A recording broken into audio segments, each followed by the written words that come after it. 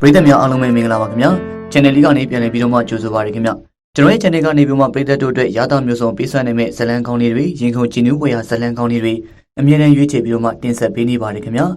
ဒီနေ့မှာတော့ပရိသတ်တို့ကຫນွေဦးချိုဆက်ဇလံလေးနားဆင်ရမှာပဲဖြစ်ပါတယ်ကျွန်တော်ကတော့တင်ဆက်သူနေလင်းပါခင်ဗျာကျောင်းဒီဆိုကြီးရွာဟာကြီးမားလာတဲ့ရွာကြီးလည်းမဟုတ်စီကားလာတဲ့ရွာကြီးလည်းမဟုတ်အင်ကြီးအစ်စ်တင်ရှိတဲ့တာမန်ရွာလေးတစ်ရွာရဲ့ပါကျောင်းနေစုကြီးရွာမှာရှေးခက်ကြကြတက်ကြီးရွယ်အိုလူကြီးတွေကဒီနေ့အချိန်ထိအသက်တော်တော်ရှိရှိနေထိုင်လို့နေကြပြီးတော့အသက်ရှည်ကြတဲ့အယူသေးတဲ့လူကြီးသူမတွေကြောင်းလာတော့မသိအဲ့ဒီကြီးရွာလေးဟာရေပြားစမ်းမြို့နဲ့အနီးဆုံးမှရှိပေမဲ့တိုးတဲ့ဖွံ့ဖြိုးခြင်းမရှိတာတော့သိကြပါတယ်လူကြီးသူမတွေရဲ့စိုးဆုံးမမှုလက်အောက်မှာတရွာလုံးကစီကံကလနာနဲ့ကြစ်လက်သေးသေးစွာနဲ့ရှိနေပါတယ်ရှိကြတဲ့လူကြီးသူမတွေလက်အောက်မှာအလျားတဲ့အနှမ်းတဲ့နေထိုင်ကြတဲ့ဒီနေ့ကပညာတဲ့လူငယ်တွေကလည်းချီးကျူးစရာအစင်လာရဥယျာဉ်ချမ်းမြေလေယာတွေကိုအများစုလုပ်ကိုင်ကြပြီးအဲ့ဒီတွေကနောက်ပေါက်ကလေးတွေတချို့ကတော့အစိုးရဝန်ထမ်းအသင့်အတင့်ရှိပါတယ်တချို့တွေကတန်ခါလုပ်ပါတယ်အဲ့ဒီတွေကမှရိုးမဟာတမှုထူးခြားပြီးကြောက်နေစုရွာသားစစ်စစ်ရေမရောတဲ့ရွာသားဖြစ်ပြီးဘွဲရလူငယ်တယောက်မိဘတွေမရှိတော့တဲ့လူငယ်တယောက်ဒါပေမဲ့ပညာတတ်လေးပြီးဟောရမ်းခြင်းမရှိဘဝအတည်ရင်ကျဲမှုနဲ့အလိမ္မာရှိပြီးမိဘတွေမရှိပေမဲ့မိမိဘဝကိုမိမိလှပတန်ရအောင်ရည်တည်နိုင်ပါတယ်တိုးတဲ့ကြီးပွားအောင်လည်းဆောင်ရွက်နိုင်ပါတယ်မိဘတွေမရှိတော့တဲ့နောက်မိဘတွေကြံရစ်ခဲ့တဲ့လေယာချမ်းမြေအလုပ်ကိုလည်းစိတ်ဝင်စားခြင်းမရှိချမ်းမြေတွေကိုရောင်းကဝါသနာပါတဲ့လုပ်ငန်းဖြစ်တဲ့ကားလုပ်ငန်းကိုစောက်ချလုပ်ကိုင်ခဲ့တာဒီနေ့အထိပါရုံးမလိုမျိုးဘွဲရလူငယ်တွေမြောင်များစွာရှိပြီးတော့နောက်တစ်ချက်ကြီးရွာရဲ့ထူးခြားချက်ကအားလုံးဟာအရက်အမောင်းကောင်းတဲ့သူတွေဖြစ်ပြီးရုပ်ရည်ကလည်းချုံမိုးလှပကြပါတယ်အထူးသဖြင့်ရုံးမကအရက်က6ပေလောက်ရှိဟာခန္ဓာကိုယ်ကကြစ်လက်တောင်တင်ဖြောင်းစင်ပြီးမျက်နှာမီးရိုးအချက်ကခံညာတည်တဲ့ကမျက်ကုံးမျက်လုံးနှာတန်းနှာခမ်းတွေကလုံဆောင်မှလှပပေါ်လင်းသူပါရုံးမကိုမြင်လိုက်ရင်အမျိုးသမီးအမျိုးသားတိုင်းကအားကြနှိမ့်လို့ကြပြီးတော့ရုံးမအကြောင်းကိုသိတဲ့သမီးရှင်တွေကလည်းသူ့တဲ့ကတမက်တော်လို့ကြပြီးရေလာမြောင်းပြီးစကားတွေကိုရုံးမဟာမျက်နှာရည်နဲ့ရှောင်ရှားခဲ့ရတာလေဒီနေ့အချိန်ထိပါပဲရွာနဲ့ကိုအကြောင်းတွေးရင်းနဲ့မိကနေအိပ်ပျော်သလိုရှိရာကနာမည်ခေါ်တန်းကြားလိုက်ရပြီရုံးမရေရုံးမဒီကောင်လေးတော့ဘယ်သွားလဲမသိအိမ်တစ်ဆောင်လုံးလဲတကားတွေပိတ်လို့တဲစုပြောတော့ရှိတယ်ဆိုစကားတဲ့တွေကိုကြားလိုက်ရတဲ့ရုံးမအသက်ကြီးဆုံးဖွားဦးရဲ့တယောက်တည်းပြောနေတဲ့စကားတွေကြောင့်ဘာကိစ္စမှမသိအိယာကမထခြင်းမိကျူးစားပြီးတော့ထားလိုက်ပါတယ်ဖွားဦးကမိုးဖွဲဖွဲလေးမှာခမောက်တစ်လုံးဆောင်းကမိမိအိမ်အောင်ထဲဝင်လာပါတယ်။ဟာကျွန်တော်ရှိတယ်ဒီမှာကျွန်တော်နေမကောင်းလို့ဗျ။ဟေးဟုတ်လားသားမနေ့ကပြန်ရောက်လာတာမိုးရီပြီးတော့နေမကောင်းဖြစ်တာနေမှာပေါ့မင်းနဲ့ကွယ်။အခုဘာဆေးတောက်ထားတော့အဖျားကြသေးတော့တောက်ထားပါတယ်ဖွာ။အေးသားတို့ကတော့အင်္ဂလိပ်စီပဲအားကိုနေဖွာစမ်းကြည့်အောင်မေ။အိမ်မော်တက်လာပြီမို့တကားဖွင့်မရပြီအဖွားကိုရုံးမှကြည့်လိုက်တော့အသက်80နှစ်ရှိပြီဖြစ်တဲ့အဖွားဟာသူ့ရဲ့အိမ်မှာတယောက်တည်းပဲနေပါတယ်။ဘယ်မီးမှလည်းကိုပေါ်လုံးမဲ့ခေါ်ထားခြင်းမရှိ။ကိုဟာကိုထမင်းချက်ရေးခဲ့အဝိရှောကအာရင်အားသလိုဘုံကြီးကျောင်းသွားရွာထဲသွားပြီးတော့အလိုရှိတာတွေပြောဆိုမှားကြတတ်ပါတယ်။အဖွားမိုးလေးထဲမှာဘာကိစ္စရှိလို့တော့ကြဖျားတာနေမယ်။အမလီလက်ရှိမောင်မင်းကြီးသားဖျားနေတာမဟုတ်ဘူးလား။တို့ကသူ့ရာသီနဲ့လိုက်တဲ့ကျူတင်ကားကိုစိတ်တွေစားထားပြီးသား။မှန်စမ်းမောင်ဟဲ့ကိုကတော်တော်ပူနေတာပဲအဖျားရှိတာမပေါ့နဲ့နော်ရပါတယ်ကျွန်တော်စေးတောက်ထားတယ်တော်ကြကောင်းသားမှာပါမထင်ပါနဲ့ဟဲ့ဒီဟာဒီကတုတ်ကွေးရာဒီဂယုဆက်ရတယ်ထက်ပြရင်ပိုးခံရမှာနော်ငါကိုအိမ်ပြန်ပြီးတော့မင်းတွေဆေးပြန်ယူမယ်ဟာဖွာမလာပါနဲ့တော့မိုးရွာနေရနဲ့ရှောက်မသွားနဲ့အောင်အေးပါငါမလာတော့ပါဘူးတဲစုနဲ့မက်ရှူငါလွတ်လိုက်မယ်ဟာမဟုတ်တာဖွာလည်းအာနာစေဟဲ့အာနာရမလားကို့တရားလေးသာမောင်နှမတွေပဲဟောကဲဖွာပြန်မယ်ဆေးပေးလိုက်မယ်ပြောဆိုစိတ်မြန်ကိုမြန်ရှိတဲ့ဖွားဦးကအိမ်မောကပြန်ဆင်းလို့သွားပါတယ်။ရုံမဟာဖွားဦးပြောသွားတဲ့စကားတွေအတွက်မျက်နှာချိုးကမချုံမချင်းလို့နေရှုံးမိကကြံရည်ခဲ့ပါတယ်။ဖွားဦးလွတ်လိုက်မယ်ဆိုတဲ့တဲစုနဲ့မရွှေတို့တရားရေးသားတွေမို့မောင်နှမတွေလိုပြောဆိုနေထိုင်မှုရှိပေမဲ့မိမိနေမကောင်းတဲ့အချိန်မှာပြုစုသူလိုမျိုးရောက်လာမယ်ဖြစ်ကိုတော့မလိုလားပါဘူး။သူတို့တွေကအပြိုတွေကိုကလူပြောတဲစုနဲ့ကိုလူတွေကနောက်ကင်မှာရဲမိရဲဖာတွေကအားလုံးကိုစိတ်ကူးရှိထားသလိုတရိုးတည်ကြားနေရပါတယ်။အဲဒီစကားတွေတွေ့လေအနေရခက်လာပါတယ်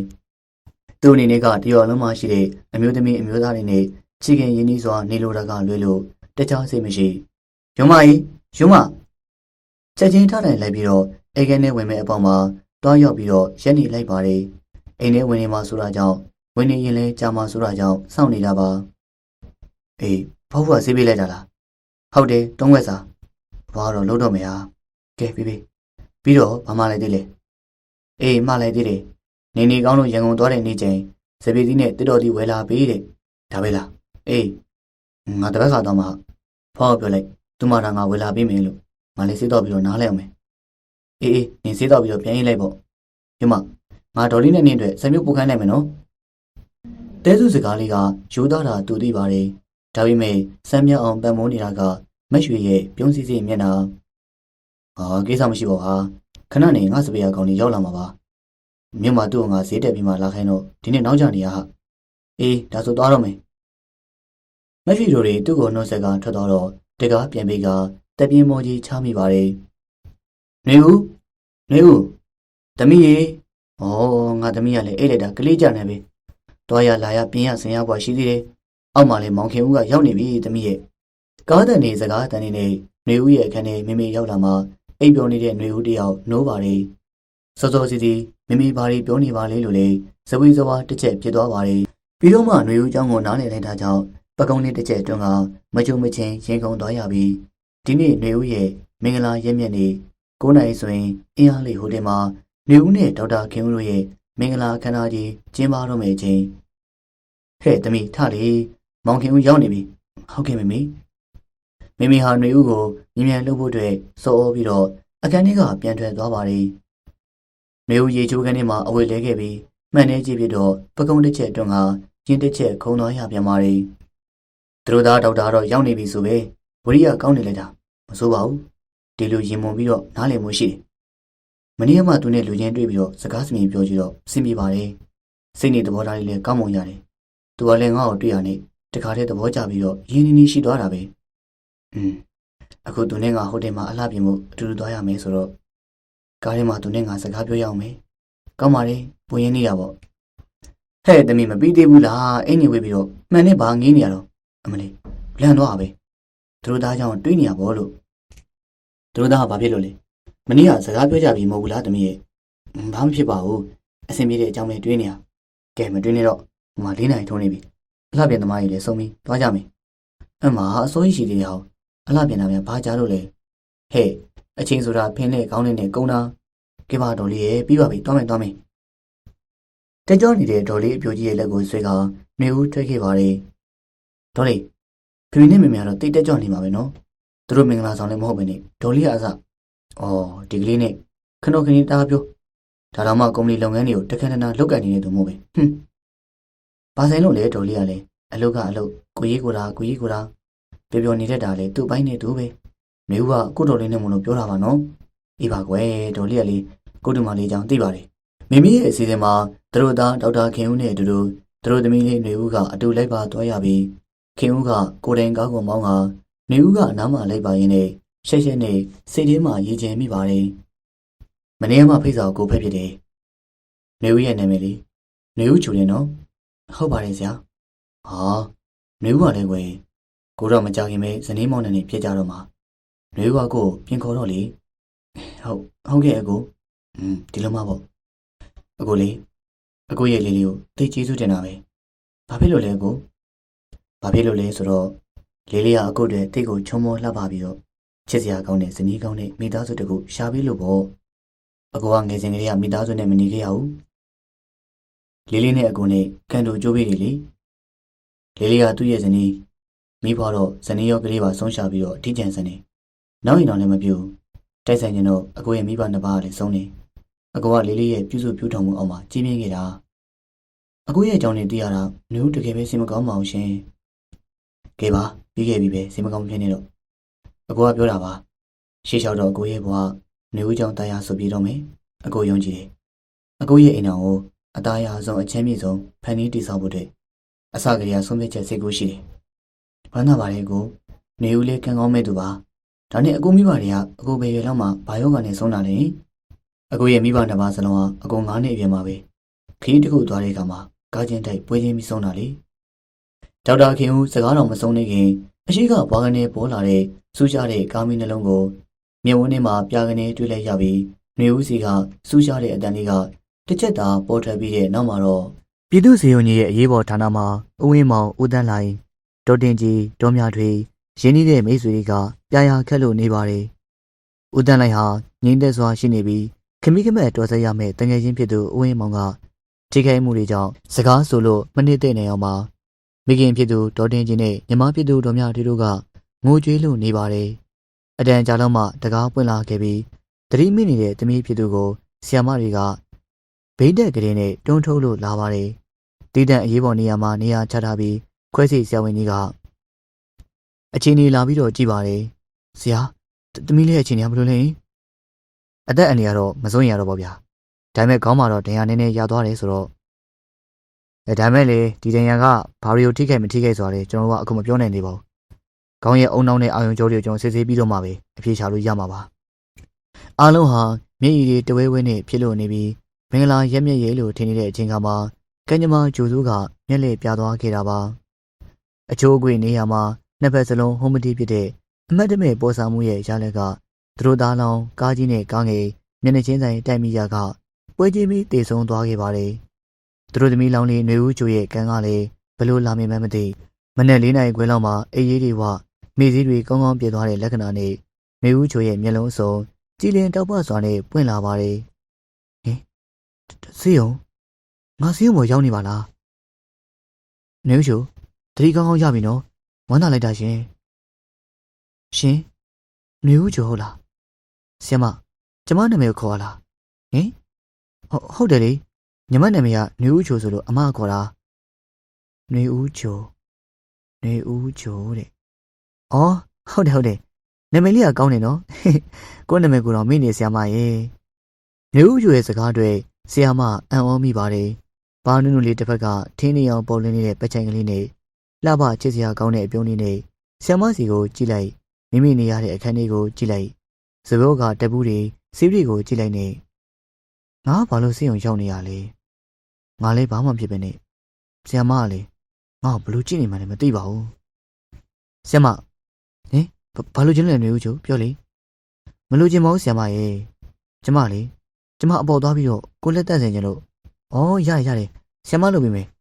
ရပါတယ်ဆရာမရဲ့ကျမလေးဘာမှဖြစ်တာမှမဟုတ်တော့ကျမဘာသာကျမလုံနိုင်ပါတယ်ဆရာမလေးလှုပ်ဆက်ရှိတာလှုပ်လေညီမရဲ့မျက်နှာကိုဒီခန်းထဲမှာပဲတစ်ပါလားဟုတ်ဆရာမဟာသွားတဲ့တံမှာသွားတဲ့စီတွေထည့်ပေးပါတယ်နေဦးတယောက်သွားတဲ့မျက်နှာတစ်ပြီးတော့ပဝါလေးနဲ့တုံမဲ့လို့တဲ့အချိန်ခေါင်းထဲမှာမူးနှောက်လို့သွားပြီးတော့ဖះရေညီမလေးဖះတပြီးတော့ခနာကိုယ်လေးရင်ထိုးသွားပြီးတော့ဆရာမကလဲမကြစေဖို့ထိန်းထားရပါတယ်ညီမလေးဘာဖြစ်သွားသေးလဲခေါင်းမူးသွားတာထင်တယ်ရှင်ကျမဘာဖြစ်သွားရလဲညီမလေးအားနေနေတာတိတ်မလို့ရှာနေကွယ်ညီမလေးလိုချင်တာဆရာမကိုပြောဆရာမလုပ်ပေးမယ်ကျမအားနေနေတာဖြစ်နိုင်တယ်မနေ့ကညီမလေးကအစာမရှိတော့မူးကျင်နေမှာပေါ့မနေ့ကကျမထမင်းမစားရသေးပေါ့အဲ့ဒါကြောင့်ဖြစ်မယ်အခုကျမဘိုက်တွေအရန်စားနေတာညီမလေးကဘိုက်စားနေဘာစားမလဲထမင်းမစားရသေးဘူးဆိုထမင်းမစားမှာပေါ့ဆရာမရဲ့ညီမလေး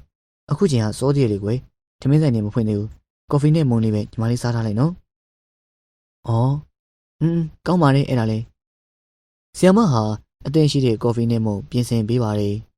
ဆီယမနဲ့ຫນွေဦးချိုစကားတွေပြေလေစွာပြောဆိုနေပေမဲ့အသိခတ်နေပုံတော့ရပါတယ်ညီမစားနေအောင်နော်စားပြီးရင်ဆေးထိုးဖို့တဲ့ဆီယမဆေးသွားယူလိုက်အောင်မယ်ဆီယမထွက်သွားတာနဲ့လက်ထဲကကော်ဖီနဲ့မုန်ကိုချပြီးတော့အခန်းတကားစီကိုကြည့်နေလိုက်ပြီးကြည့်နေရင်ကထလာခဲ့ပါတယ်တကားကိုတစ်ချက်ဆွဲဖွင့်ကအပြင်ကိုခေါင်းတစ်ချက်ပြူကြည့်လိုက်တော့တယောက်မှမရှိမျက်မှောင်လေးတစ်ချက်တွန်းကစဉ်းစားပုံလုပ်ပြီးတော့အခန်းထဲကနေထွက်လာခဲ့ပါတယ်ကိုတီးလိုက်ပါပြီအပြားမပြောက်သေးပဲနဲ့ကားထွက်ခဲ့တာကြောင့်ရန်ကုန်ရောက်မှအခုလိုပြန်ပြီးတော့အပြားတက်ကျင်တာဒါပေမဲ့ယောက်ျားလေးပြီးပေတီတဲ့ဆေးကြောင့်အဲ့ဒီအပြားလောက်တော့မမှုပါဘူးကားအုံတော်တယောက်ဆိုပေမဲ့ကားသမားပြီးပဲနေပါတယ်ညောင်ကြီးကအဖျားကတက်နေပြီးဆေးတောက်ထားပြီးမယ်တက်လိုက်ကြလိုက်နေမိုးလင်းရင်တော့နီးရစေကန်တစ်ခုမှတွားပြမယ်လို့စိတ်ကူးထားပါတယ်လောလောဆယ်တော့အခုတက်နေတဲ့အဖျားတွေလက်ထဲကဆေးတစ်လုံးနဲ့ကော်ဖီတောက်ဖို့သာဆုံးဖြတ်လိုက်ပါတယ် ခရီးသွားတွေနဲ့စီနေတဲ့အဝေးပြေးကားကြီးဝင်းကြီးတွေကအမျိုးစုံရောင်းတဲ့ဆိုင်တန်းစီကိုတစ်ချက်လှမ်းကြည့်လိုက်ပါတယ်ဆရာဘယ်လိုလဲအိမ်မပြောလားအေးကွာငါအဖျားတက်နေလို့စီးသွားတော့လောက်မယ်စပီယာသိန်းစိုးရဲ့စကားကိုအဲ့လောက်ပဲပြန်ပြေးပြီးတော့ထွက်လာခဲ့ပါတယ်အကိုရင်းမဘာသားမလဲကော်ဖီတစ်ခွက်နဲ့အေးကွာတော့ဘိုင်းကော်ဖီတော့တော့မယ်ဈေးတော့ရှင်လို့အကိုဘာဖြစ်လို့လဲနေမကောင်းလားအေးကွာကော်ဖီပူပူနဲ့ဈေးကိုတောက်ချလိုက်ပြီးတော့ကားထဲမှာပြန်လဲဖို့စိတ်ကူးနဲ့ဆိုင်ကနေပတ်စံရှင်ကထွက်လာခဲ့ပါတယ်။အော်အကိုမမောင်တမောင်နေရာလေးကိုရောက်တဲ့အခါမှာအမတ်မတင်စကားတန်လေးနဲ့အရေးလေးတည်းကြောင်လန့်သွားသလိုရှိပြီးတော့အရေးပိုင်ရှင်မလေးကိုစူးစိုက်ကြည့်လိုက်ပါတယ်။နေသမီးလေးတစ်ပါးပြုတ်ကျလာသလိုစိတ်ထဲမတုံ့မတန့်အထင်နဲ့မြဝင်းတွေကလည်းမေ့ရောကအဲ့ဒီအရေးပိုင်ရှင်မလေးစီကမခွာပြေးဖြစ်နေပါတယ်။ဒီအကိုကဘယ်လိုသွားမှလဲကျွန်တော်ကားစီကိုပြန်မလို့လေဘာကားလဲဘယ်လိုသွားတဲ့ကားလဲရှမ်းပြည်နယ်ကိုသွားတာရေပြဆန်းမြို့အော်တကယ်လားအတော်ပဲကျမလည်းရှမ်းပြည်နယ်ကိုသွားကျင်နေရနေဦးပြောလိုက်တဲ့စကားကြောင့်ရုံးမမျက်မှောင်တွန်းကငေးကြည့်ပြီးတော့စိတ်ထဲမှာလေဘာတွေးလို့တွေးရအောင်မှမသိရုံးမဟာစကားဆက်မစုံနိုင်ဖြစ်နေပါတယ်သူ့ရဲ့စိတ်ကအနောက်ကိုလှည့်ကြည့်ခြင်းနေပြီးနောက်ဆန်တင်းနေတယ်လို့သူငါနောက်ကိုလိုက်လာတယ်သူရဲသွားပြီပဲသူလက်ကြည့်လိုက်တော့မင်းမချိုးလေးကခြေစုံလေးရဲသွားပြန်ပါတယ်ယူမဟာခေါ်ရခဲ့မခေါ်ရခဲ့ဟာသူတကယ်ပဲငါနောက်ကိုလိုက်နေလားဒုက္ခဖြစ်လို့လားအခက်အခဲပဲရှိလို့လားဒါမှမဟုတ်ဘယ်လိုမင်းမချိုးမျိုးလဲသူ့ရသူ့ရည်နေတော့လေဟိုဟာတော့မဖြစ်နိုင်ပါဘူးလေငါဘာတွေများစဉ်းစားနေရပါလိမ့်ရှုပ်ပါတယ်ကွာမိုးကလည်းတဲလာပြီကားစီပြန်မှပဲကားစီကိုရောက်ဖို့အတွက်နှစ်ကိုင်းလောက်အလိုမှာတော့စိတ်မချသလိုဖြစ်ပေါ်လာရပြီးနောက်ဖို့တစ်ချက်ပြန်ကြည့်လိုက်တော့ဟင်မင်းကျမကိုခေါ်တော့မှာကိုရေကျမဘယ်တော့လို့သွားမှမသိလို့ပါဘာမိုးကလည်းရွာလာပြီကွာလာကားဝတ်တဲ့တပြေးပြေးနဲ့မိုးကတဲလာတော့သူလေမမေကျိုးလေးရဲ့လက်ကိုကြပြားဆွဲနေကားပေါ်ပြေးတက်ခဲ့ရပါတယ်အခုလက်တွေအရန်ပူနေတာအခုဖျားနေတယ်နော်ဟုတ်တယ်ကွာစောစောဆေးသွားတော့တာပဲဆရာပြန်လာပြီလားဘယ်သူနဲ့ပြောနေလဲဗျအေးတင်းစိုးထောင်းကွာမီးဖွင့်အောင်ဟုတ်ကဲ့ဆရာဘာဖြစ်လို့လဲတင်းစိုးကမိမိရဲ့ဆရာသမားနာမှာဘဘူးရွှေစင်ရုပ်လေးတရုပ်လိုမမေကျိုးလေးတယောက်ထိုင်နေတာတွေ့ရတော့ဟာဆရာကျွန်တော်ပဲမျက်စိအမြင်မှလားမသိဘူးနော်ဟေးမင်းဘာလို့လဲဆရာနာမှာညသမီးတစ်ပါးရှိနေလေဗျာအေးဟုတ်တယ်ကွာလှလိုက်တာထူးထူးဆန်းဆန်းပေါ်လာလို့လူမဟုတ်ရဲ့လားပဲယူမဟာစိတ်သေးကပြောရင်းနဲ့မြဝင်းအစုံပြန်ပြီးသွားပြီးနေဦးကသူ့ရဲ့နှစ်ဖူးထက်ကိုလက်ဝါးလေးနဲ့ဆမ်းပြီးတော့အိုးကိုရီးယားလည်းချစ်ချစ်တော့ပူနေပါလားဟုတ်တယ်ဗျဆရာကြောက်နေစုတွေကဖျားနေတာကဲထားပါတော့ရှင်သေးတော့ဝေးဆရာသေးတော့ပြီမရသေးဘူးထပ်တက်ရမယ်အဲ့ဒါလည်းအဖျားကြမှာမဟုတ်ဘူးခမရဆရာဝင်လားဘယ်ရတာဆရာမမဟုတ်လေဖျားရင်တောက်ရမယ်စီတော့သိပါတယ်ပြီးစက်ကူနဲ့ပေါ်ပြီရေးပြီးမယ်သွားမယ်နော်နေဦးဟာဈေးသုံးမျိုးလောက်ရေးပေးလိုက်ပြီးတော့တင်းစိုးကိုပေးပါတယ်မြန်ရအောင်ဝဲခဲ့ပြီးတော့ရင်နှွေးပါဈေးတော့ဖို့ယူလာခဲ့ဟုတ်ကဲ့ပါဗျာကျွန်တော်ဆရာကိုကျေးဇူးပြုပြီးတော့ကြည်ထားပေးပါအောင်တင်းစိုးထွက်သွားတာနဲ့ရိုးမကိုကြည့်လိုက်ပါတယ်အဖျားတွေကတက်လို့ချမ်းလိုက်တာဗျာကျမအကိုနည်းနည်းဖတ်ထားပေးမယ်နော်လူရဲ့ကိုငွေနဲ့အကိုအချမ်းတက်တာဖို့ပါရိုးမစကားမဆိုခင်နေဦးကကြောဘက်ကနေဖတ်ထားလိုက်ပါတယ်စက္ကန့်40လောက်ကြာမှတော့တယောက်ကနေတယောက်အနှွေးတက်လေးကကူးလူလို့လာပြီးအဖျားတက်နေတဲ့ရိုးမအနှွေးတက်နဲ့မိန်မောရင်ကအိပ်ပျော်သွားတယ်လို့လေးနိုင်ကလေးကနိုးပြီးတော့ရောက်တဲ့ရေဟာသွားလာခဲ့တဲ့နေဦးလေးခြေကုံလက်ပန်းကျပြန်ပြီးတော့အိပ်ပျော်သွားရပါတယ်ဆေးရုံကြီးရဲ့အရေးပေါ်တည်တံ့ခန်းထဲမှာတမီကျော်ရတနာပျောက်ဆုံးသွားတာကြောင့်ဦးသားလိုက်နဲ့ဒေါ်တင်ကြီးတို့မိဘနှစ်ပါးအတော်ဖြစ်သူတို့ဟာတွေးတွေနှထင်တက်လို့ငိုယိုပူလောင်ပြရာခက်လို့နေပါတယ်ဝိကဝိုက်ခါနဲ့မောင်းနေနေရတဲ့ကားလမ်းတစ်လျှောက်မှာတဘာဝရှုခင်းတွေကိုမိမောကျင်းနဲ့ຫນွေဦးကြည်နူးနေပါတယ်တောတောင်ရှုခင်းတွေကိုကြည့်လိုက်မြင်မာတဲ့တောင်တန်းတွေကိုကြည့်လိုက်နဲ့တခါຫນွေဦးရဲ့မျက်ဝန်းစုံတောက်ပါသွားသလိုတခါတော့လေမင်းမိန်လို့သွားပါတယ်ထူးဆန်းပုံများနေကွာငါနဲ့မှတက်တဲ့စံနိုင်လို့သူကြည်ရတော့တမျိုးပဲနော်အုံးတော့လည်းမကောင်းလားအေးဖြစ်တော့ဖြစ်နေနေကွာဒီလောက်ချုံမောလှပပြီးတော့စိတ်ကောင်းနေတဲ့မင်းမချိုတယောက်ကအဲ့လိုတော့အဓိပ္ပာယ်မရှိတော့ဘယ်လျှောက်သွားပါမလဲ သူစင်မကောင်းဖြစ်နေလို့သာရှောက်သွားနေမှာပေါ့နော်အေးကွာပြီးတော့စင်မကောင်းနေတာဆိုတယ်သူပြောဆိုလောက်ကင်မှုနေကြတော့လေဟုတ်လို့ပဲကွာညအများသူငါ့ကိုစိတ်တိုက်ပြုစုတာတွေကအင်ရှင်မလေးတိုင်းပဲဒါမှမဟုတ်သူအိမ်ကနေခိုးပြီးတော့ထွက်လာလားထွက်ပြေးလာလားပဲရေပြဆန်းအောင်ရောက်ရင်သူဘယ်လိုစဉ်းစားမှလဲမဖြစ်ပါဘူးသူတယောက်တည်းရှောက်သွားခိုင်းလို့တော့ဟောသူမျက်နှာအတွင်းလေးကဘာဖြစ်သွားရလဲနှကန်းလေးတိတိစိတ်ပြီးတော့မျက်မှောင်လေးတွေတွန့်နေတာဘာလို့စဉ်းစားပြီးတော့စိတ်ရှုပ်နေရလဲအကူကနာမည်ကြီးဆရာဝန်ဆိုတော့တိတ်အလုံးများပါပဲနော်ဟင်ဘာဖြစ်လဲဆရာဝန်ဆိုတာဘာလို့ပြောလဲရှင်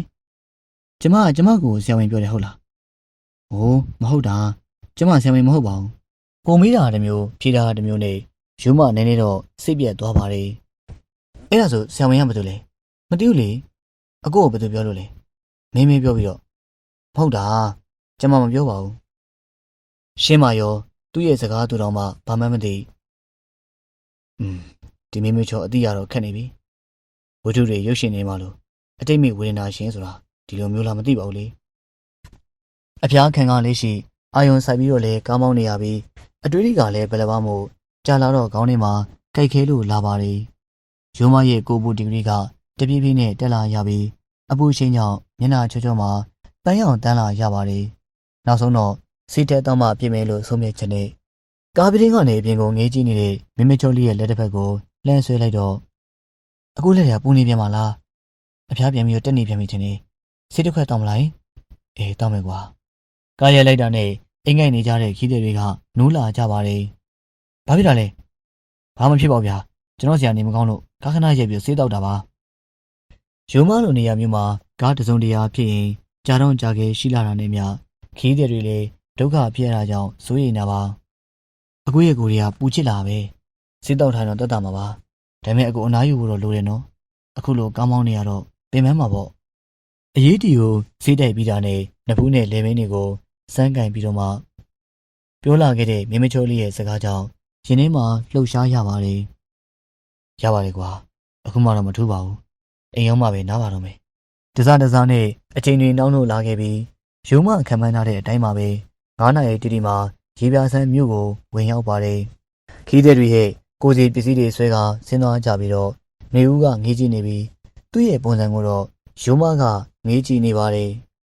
ကားဘောကခီးတဲ့အားလုံးဆင်းသွားတာနဲ့နေဦးဟာရုံမဘက်ကိုပြန်လှည့်ပြီးတော့ပြုံးရည်လာပြီးတော့ရုံမဟာကြောင်ပြီးတော့ကြည်နေပါတယ်အကိုကားဘောမှာလူတွေတယောက်မှမရှိတော့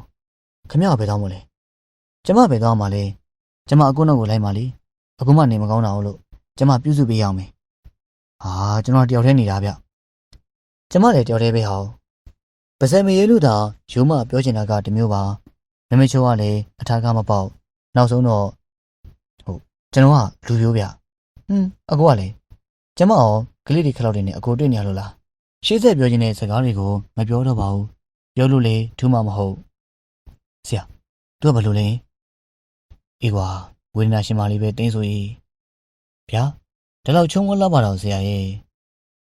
အဲ့ဒါမင်းမသိပါဘူးကွာမင်းတို့နောက်မှပဲငါရှင်းပြမယ်အခုခက်နေတာသူ့ကြောင့်ပဲ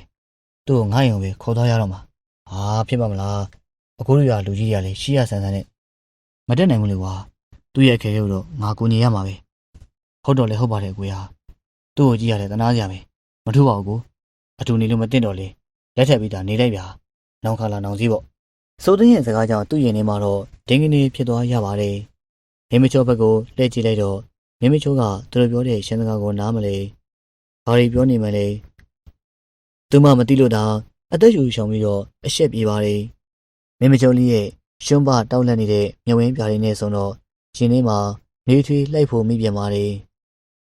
သူ့ရဲ့ကြည့်ကိုလွှဲလိုက်ပါတယ်ကဲတင်းစောမင်းမနေ့ကကြလို့ရှင်လာခဲ့ပေါ့ကွာငါတော့မယ်မူးလေးချုပ်နေပြီဟုတ်ကဲ့ဆရာ2 မိုင်လောက်ခီးကိုအတန်ကြီးစူးစမ်းမောင်းနေခဲ့ရပြီးနောက်ဆုံးတော့ချင်းကြီးတစ်ခုလေးကိုကားကိုမောင်းဝင်လိုက်ကတစ်ဆက်တည်းမှာတက်ရဲ့အောင်ကိုကားကိုမောင်းဝင်လိုက်ပြီးတာနဲ့ဘာမှမသိတော့ပါဘူးဟိုအကိုစိတ်ရဲ့တနေရာကလွန်စွာနှိမ့်သက်နေတဲ့အဲ့ဒီတန်လေးကိုတဲ့တဲ့လေးကြားမိပါတယ်အမရေကျွန်တော်ရောက်ပြီဆံဝင်လေးပါလာတယ်အေးဝမ်းသာကြပဲကြောက်ပါဆရာဒူနာတော့အခန်းထဲမှာပါထားတော့မှမထားနိုင်ပါဘူးဆရာစကားတော့ပြောနိုင်ပါတယ်တပည့်ဖြစ်သူတိန်းဆိုးနဲ့မိမချိုးရဲ့တင်းစကားတွေက ယူမအနာလေးကိုထိုးဖောက်ဝင်ရောက်လာပြန်တာကြောင့်ယူမရဲ့ကိုယ်လေးကိုအတိတ်တစ်ချက်ပြန်ခဲ့ရပါတယ်။တင်းဆိုးတယောက်အိမ်ကိုစောစောစီးစီးရောက်လာခြင်းကိုတော့သူမသိလိုက်တာကအမှန်။ဆရာဝန်ခေါ်ပြီးတော့ဒုတိယအကြိမ်ပြန်ရောက်လာမှသာသူကောင်းကောင်းသိလိုက်တာပါ။စောစောကဇဝေဇဝါဖြစ်နေတဲ့စိတ်တွေဟာအခုတော့ကောင်းစွာသိရှိနေပါပြီ။မေမေချိုလေးအကြောင်းလေးသူ့ရဲ့စိတ်ကူးထဲမှာဘက်စုံထောင်းစုံကပေါ်ပေါက်လို့လာနေပြီဖြစ်ပြီးတော့မှန်ပါတယ်။သူမဟာတညာလုံးမိမိကိုအထူးတောင်ဂေးဆိုင်ခဲ့တဲ့အကြောင်းနဲ့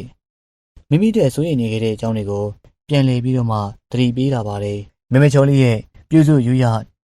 ကြည့်ရှုမှုတွေအတွက်ညကလေးကဝမ်းလင်းနေမိပါတယ်။ကြည်ကြည်နူးနူးလေးဖြစ်ရပြန်ပါတယ်။ဘာကြောင့်လဲဆိုတော့အထီးကျန်ဆန်တို့နဲ့မိမိဘဝတဲ့ဖျားရည်နာရေးကိစ္စမျိုးဖြစ်လာမှ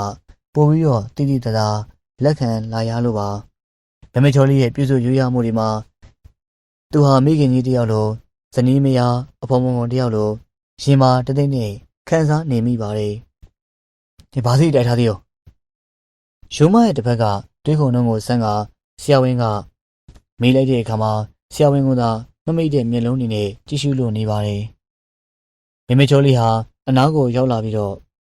ရင်ကုန်းဝင်လာတဲ့အဖျားကြစေးပါဆရာ။ဆေးရညအတွက်တစ်ခွက်စာပဲရှိတော့အဖျားကလည်းမကြပဲဖြစ်နေ။ကိုရီးကလည်းအရန်ပူတော့နောက်ဆုံးရေဘက်ပဲတင်မင်းလိုက်တယ်ဆရာ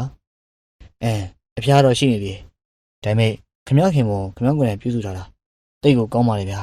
။မေမေချိုလေးကို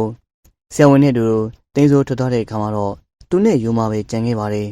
။တယောက်ကိုတယောက်မရေတရေလေးကြည့်လိုက်ရတဲ့ကြီးကတန်မိုးတွားရပြီးတော့တန်းတိုးလို့သွားပြီးနှစ်ယောက်သားမျက်နှာလေးတွေပြိုင်လို့ရဲကအနီးအားခက်နေပါတယ်။ဟုတ်ဆရာဝန်မှာသွားတဲ့အတိုင်းအကိုကော်ဖီနဲ့ဆေးတိုက်မယ်နော်။မိန်းကလေးကလက်ကနေထွက်သွားပြီးယူမရင်းနေတလက်လက်နဲ့တောင်လေးကြတော့နေမန်းလေးမကပြန်ဝင်လာပါတယ်။ယူမဟာခက်ရှုံရှုံအချင်းနဲ့မမချိုလေးကိုကြည့်မိပြီးလှုပ်ဆောင်မှုလေးတွေကတေးသက်လှပနေတာအကိုဆေးတောင်းတော့ခမရနာမည်အခုတည်းကျွန်တော်မသိသေးဘူးပြောပါအောင်ကျမနာမည်လားနေဦးချိုလို့တော့သူများခေါ်တာပဲနေဦးချိုပြောပါအောင်လေဗျာနေဦးချိုဆိုလဲနေဦးချိုပေါ့သူများခေါ်တယ်ပဲရှိရသေးခမရနာမည်နေဦးချိုဆိုရင်ပြီးရပါပဲဟုတ်တယ်မလားဟုတ်တယ်အကိုပြောသလိုပဲအကိုနာမည်အောင်ရင်ကျွန်တော်နာမည်ကယူမကျော်နာမည်ကအစမ်းလေးပဲဘာလို့လဲမပြောတတ်ဘူးဒါနဲ့မင်းညတော့ခင်ဗျာကျွန်တော်ကြောင့်သိပ်ပင်မှမှာမယ်နော်ကျွန်တော်တော့အိမ်ရောက်ပြီဆိုတဲ့အသိစိတ်နဲ့ဆိတ်လျှော့လိုက်တာဘာမှတော့မသိတော့ဘူးဗျဟုတ်တယ်အကိုကျွန်မသိတနာသွားတယ်အကိုရဲ့အင်ကြီးအိတ်တွေကအိမ်တော့ရှာပြီးတော့အိမ်တကားဖွင့်ပြီးမှအကိုကိုအိမ်မော်ဆွဲတင်ရရလေတပြေးပြေးနဲ့အကိုကကိုရီတားဘူးလာတာကျွန်မဖြင့်စိုးရင်နေတာမပြောပါနဲ့တော့ကျွန်မအိတ်ချင်စီလည်းမရှိဘူးတညာလုံးအကိုပဲစိတ်ပူပြီးတော့စောင့်ကြည့်နေရလေကျေးဇူးတင်ပါတယ်ဗျာကျေးဇူးတင်ဟာကျမပါအကိုကဲအကုန်နားယူလိုက်အောင်နော်ကျမမိဖို့ထဲမှာအကိုအတွက်စက်သားဆုပ်ပြုတ်လေးလုပ်ပေးမလို့ပြင်ဆင်ထားတယ်စကားဆုံးမှာတင်ပန်းလေးယူကထွက်ခွာသွားပါတယ်ဆရာကြီးတရင်ကတော့ရွာထဲမှာပြန့်နေပြီဘာတရင်လဲကွာဆရာမိမခိုးလာတဲ့တရင်ဟာဒုက္ခပါပဲကွာမဒုက္ခနဲ့ဆရာဘာဖြစ်လဲအဲ့ဒါလေကောင်းတာပဲမဟုတ်ရင်ဒီဆရာတို့တရင်နေမှာအဲ့လိုအတူနေလို့ဘယ်ဖြစ်မလဲဗျဟာကောင်ရအစ်စ်မှန်လည်းမဟုတ်ပဲနဲ့ဒီနေ့ပေါ်လာရင်မစိုးရင်လည်းဆရာဘသူသိရမှတ်လို့မင်းကလေစာမတက်တဲ့ကောင်ပြီရေရှည်ကိုတွေးရတယ်ကွာအဲ့ဒီမိန်းကလေးမှာအိမ်အောင်ရှိလားမရှိဘူးလားမင်းသိလို့လားအဲ့ဒီမိန်းကလေးကြောင့်မင်းဘာတစ်ခုသိထားလို့လဲတော့ကြငါကဘုံမသိဘာမသိနဲ့မရခုံးမှုဖြစ်လို့ရှင်ဘယ်လိုလုပ်မလဲကွာအဲ့ဒါတော့ဆရာကပညာတတ်တဲ့နေ့စဉ်းစားပြီးတော့ကြောက်နေရပါဒီမှာဆရာကျွန်တော်တို့မိန်းကလေးကြောင့်မသိလည်းပဲစုံစမ်းရင်ရပါတယ်ဆရာကြီးပြီးတော့လူမျိုးကိုရုပ်ရည်ကြည်ရဖြင့်ခင်းနေနေရတော့ဘလို့လို့ဖြစ်နေမှာလဲထားပါတော့ကွာရှိပါစေတော့သူ့ပဲငါတို့ကူညီရမယ်အတက်နိုင်ဆုံးသူ့ရဲ့အကြောင်းတို့တွေစုံစမ်းမယ်တင်းစားနေကြည်ရခံမယ်ကဲကိုလည်းအနားယူလိုက်မယ်ကွာမင်းသူ့ကိုလွှဲတာတော့ပြောကူညီပေးလိုက်အောင်ဟုတ်ကဲ့ဆရာသူ့နာမည်ကဘလို့ခေါ်လဲစောစောကပြောရတော့နေဦးချိုးတယ်ကွာစကားဆုံးမှာအနားယူဖို့အတွက်မျက်လုံးတွေကိုမှိတ်လိုက်ပါတယ်အခုကျွန်မမေးချင်လို့ဘာများလဲဗျကျွန်မနဲ့ကိုကဘာတော်လဲနေဦးချိုရဲ့အမေတွေယူမဟာဖြေရခက်သွားခဲ့ပါတယ်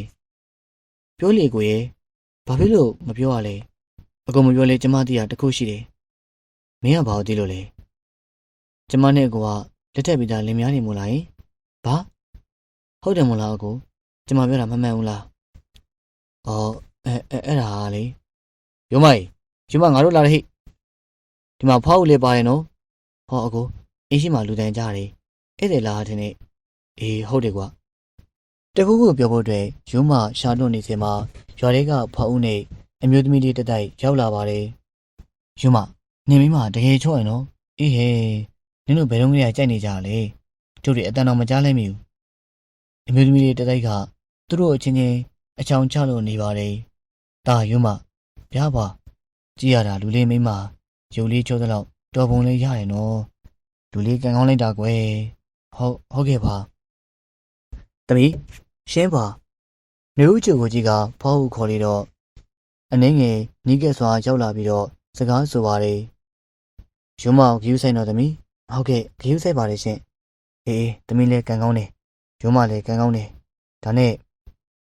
မနှွေးရေအကိုဒီနေ့နေ့တော့တောက်ရှင်တော့ကွာနော်ဖောက်ရဲ့စကားတွေဆက်တော်မှာကိုသိတာကြောင့်ကြောင်းဝင်ပြီးတော့ခန်းလဲရပါတယ်ဟုတ်ကဲ့ကိုနေဦးဟာအခန်းထဲကထွက်ခွာသွားပါတယ်ယူမကနေဦးပြန်ဝင်လာမယ့်အချိန်ကိုရင်မောစွာဆောင်ရင်းနေဖောက်စကားမဆက်နိုင်အောင်ဘယ်လိုလုပ်ရမလဲစဉ်းစားလို့နေပါတယ်နေဦးအကိုနဲ့ချမ်းချင်တယ်လို့ပဲဟုတ်လားကိုရင်နှွေးလေးပါလေအရင်တောက်လိုက်အောင်နော်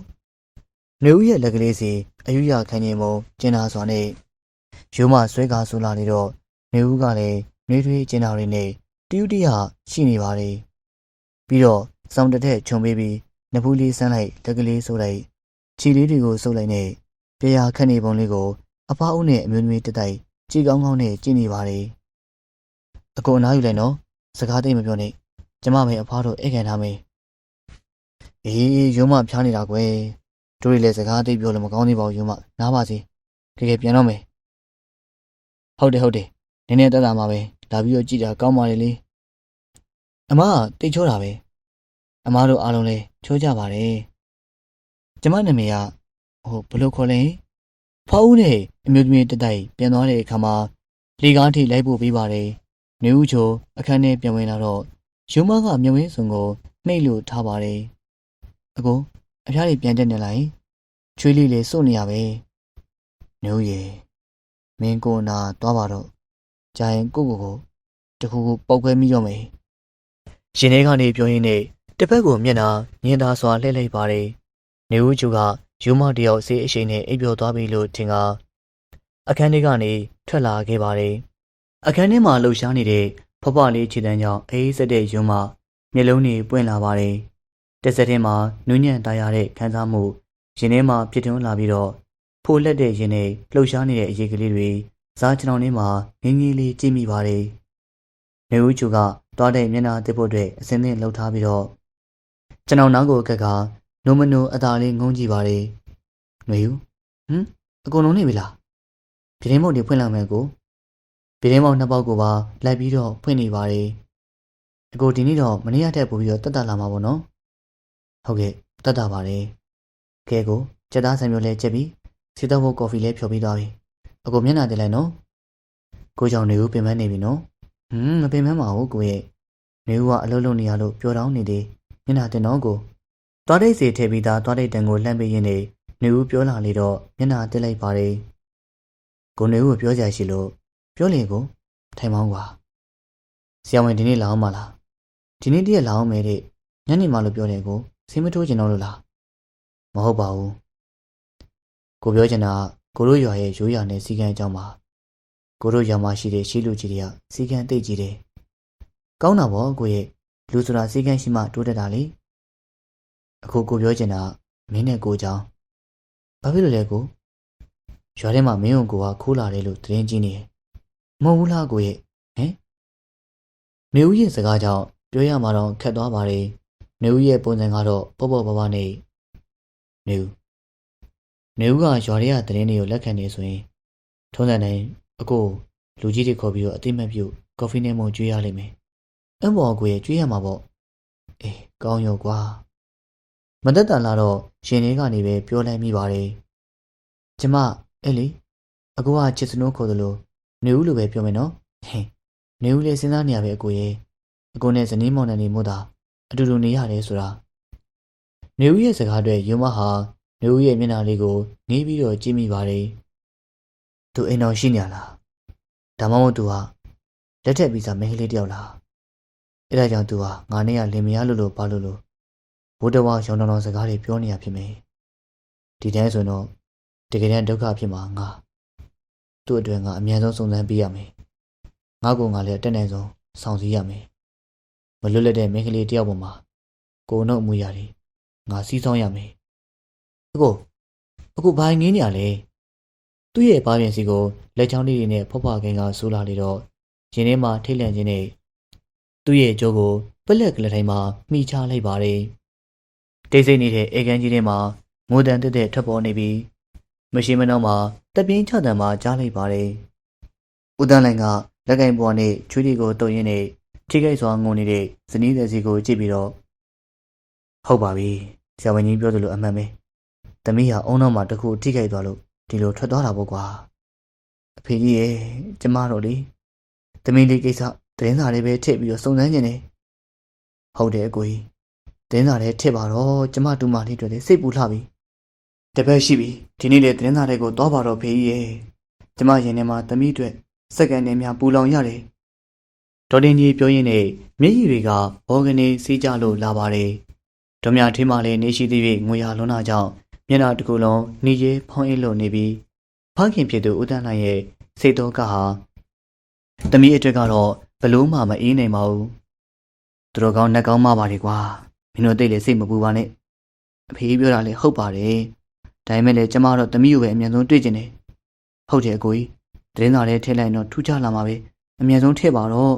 အေးငါခုပဲသွားလိုက်မယ်မနက်9 နာရီချိန်နေသားပြီးတော့ထုံးလင်းတောက်ပနေတဲ့အချိန်ခါနေဦးကျွန်းနဲ့ယူမတို့ရဲ့ဇနီးမောင်နှံအတိမတ်ပြတဲ့အချိန်ခါမို့လားမသိနေအောင်ကြီးဟာထုံးလင်းတောက်ပလို့နေပါတယ်ရတဲ့ရွာတွေကလူကြီးလူရဲပေါင်း340လောက်ရှိပြီးဇနီးမောင်နှံရဲ့လိုအတိမတ်ပြကရဲရွာတွေကလူတွေကိုလက်ဖက်အိမ်နဲ့မို့တိုက်ကြွေးပြီးတော့မင်္ဂလာယူနေပါတယ်ယူမတော့တကယ်ကိုကံကောင်းတာပဲဟေးတချို့မြို့သူတွေကဘာမှအထင်းနဲ့အချက်ပြမတက်ဘူး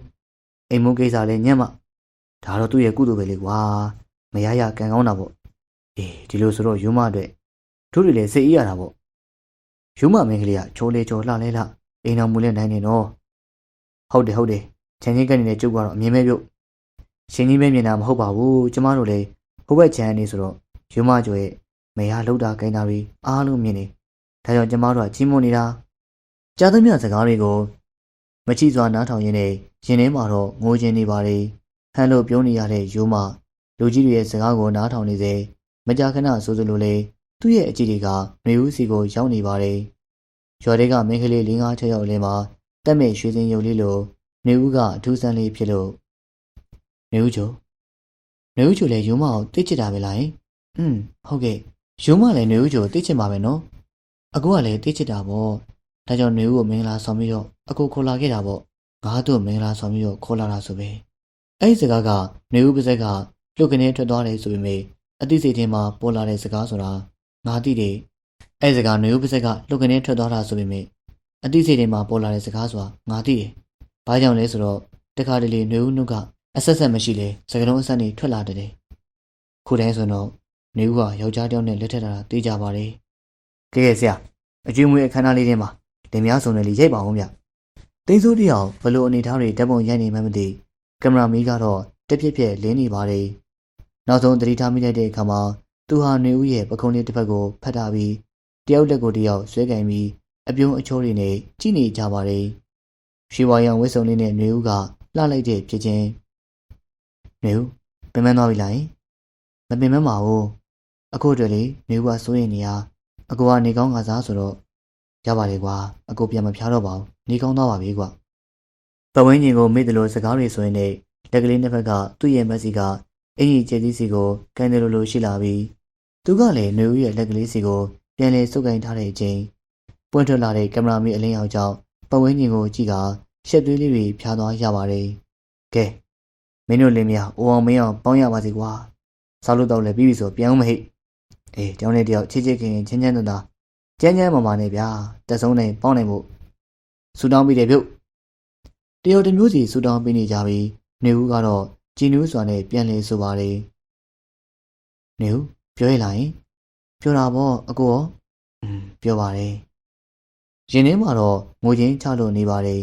နေဦးဟာလှပဆွေးမဲ့ဖွေရာကောင်းတဲ့အပြုံးလေးနဲ့ရင်ဝင်ထဲမှာခိုးဝင်လာပါတယ်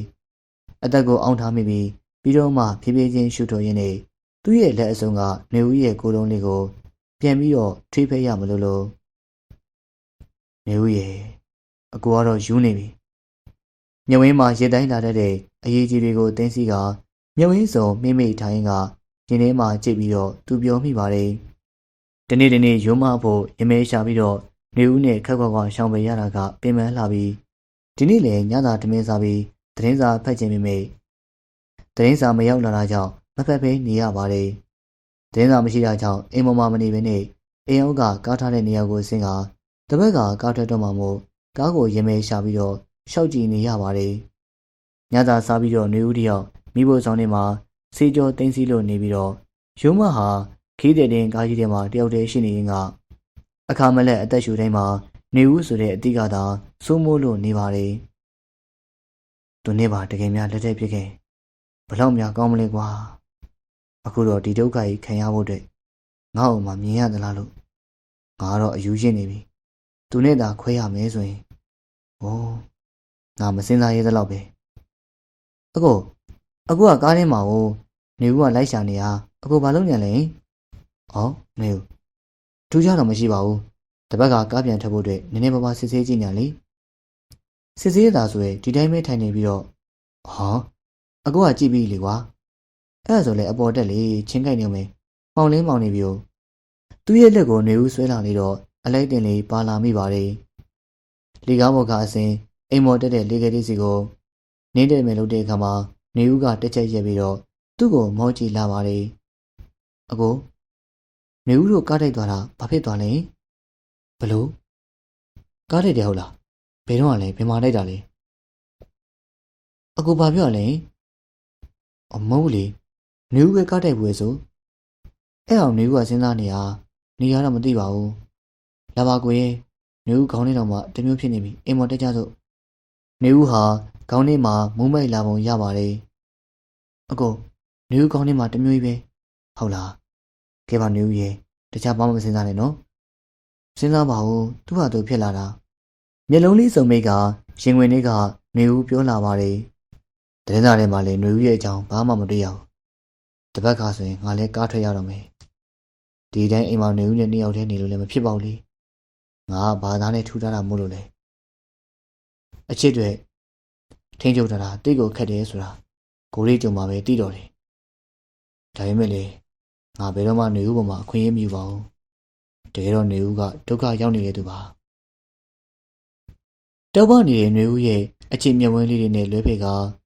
နေဦးတဲ့ကျွန်တော်ကိုလေးပင်စွာချပေးပြီးတော့အခန်းနေရန်တစ်ဖက်မှာရှိတဲ့အိယာစီကိုသူလှမ်းခဲ့ပါတယ်အပြင်မှာချုပ်တီးရသမျှရင်ထဲမှာငိုနေရပါတယ်အခုလေစားချင်အောင်ပပလေးတွေကလှမ်းကြည့်နေတာနေဦးတော့မြင်မသိရုံမကတော့မြဝင်းစုံမိတ်ထားတဲ့မျက်လွှာကြားတွေကမျက်ရည်ကြီးတွေထွက်လာရပါတယ်ရုံမအိယာကနိုးပြီးတော့မျက်နှာအသက်အဝဲစားလဲပြီးတဲ့နောက်မှာထမင်းစားကနေထွက်လာတော့နေဦးတယောက်ထမင်းကြော်ထားပါတယ်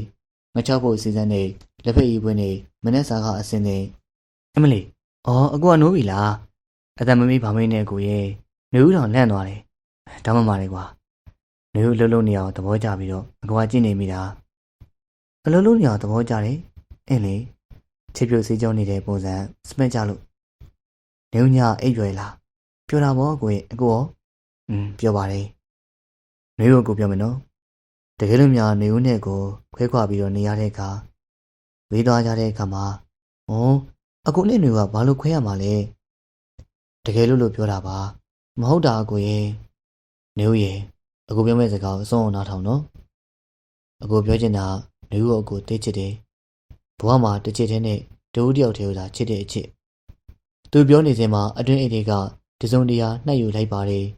တမတ်သားစုံစုံရှိတဲ့ရွှေတက်တက်နဲ့သာပြုလုပ်ထားတဲ့လက်စွပ်လေးတစ်ကွင်းနူးညံ့လာပါတဲ့လက်တကြွယ်လေးမှာညင်းသားစွာစွပ်ပေးလိုက်ပါတယ်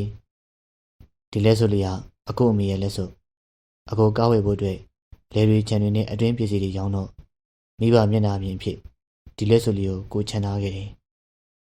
အကူနှစ်သက်မြင်လို့တဲ့မိမကိုပေးဖို့အတွက် ရည်ရွယ်ထားတာလေအဲ့ဒါကြောင့်အခုအကိုနေဦးကိုပေးဝေလိုက်တာနေဦးကအကိုရဲ့အချစ်ဆုံးအနှစ်သက်ဆုံးမိန်းမပဲတန်ဖိုးမရှိပေမဲ့လည်းအကိုရဲ့အတင်းနှလုံးနဲ့ထက်တူဆိုတော့နေဦးတန်ဖိုးထားပြီနော်အကိုရဲ့နေဦးကအကိုရဲ့မိန်းမမို့လားအကိုဘာကြောင့်ဒီလောက်ပြောနေရလဲနေဦးလည်းအကိုချစ်တယ်ဆိုတာအကိုမသိဘူးလားဟင်ဘာကြီးရလဲကို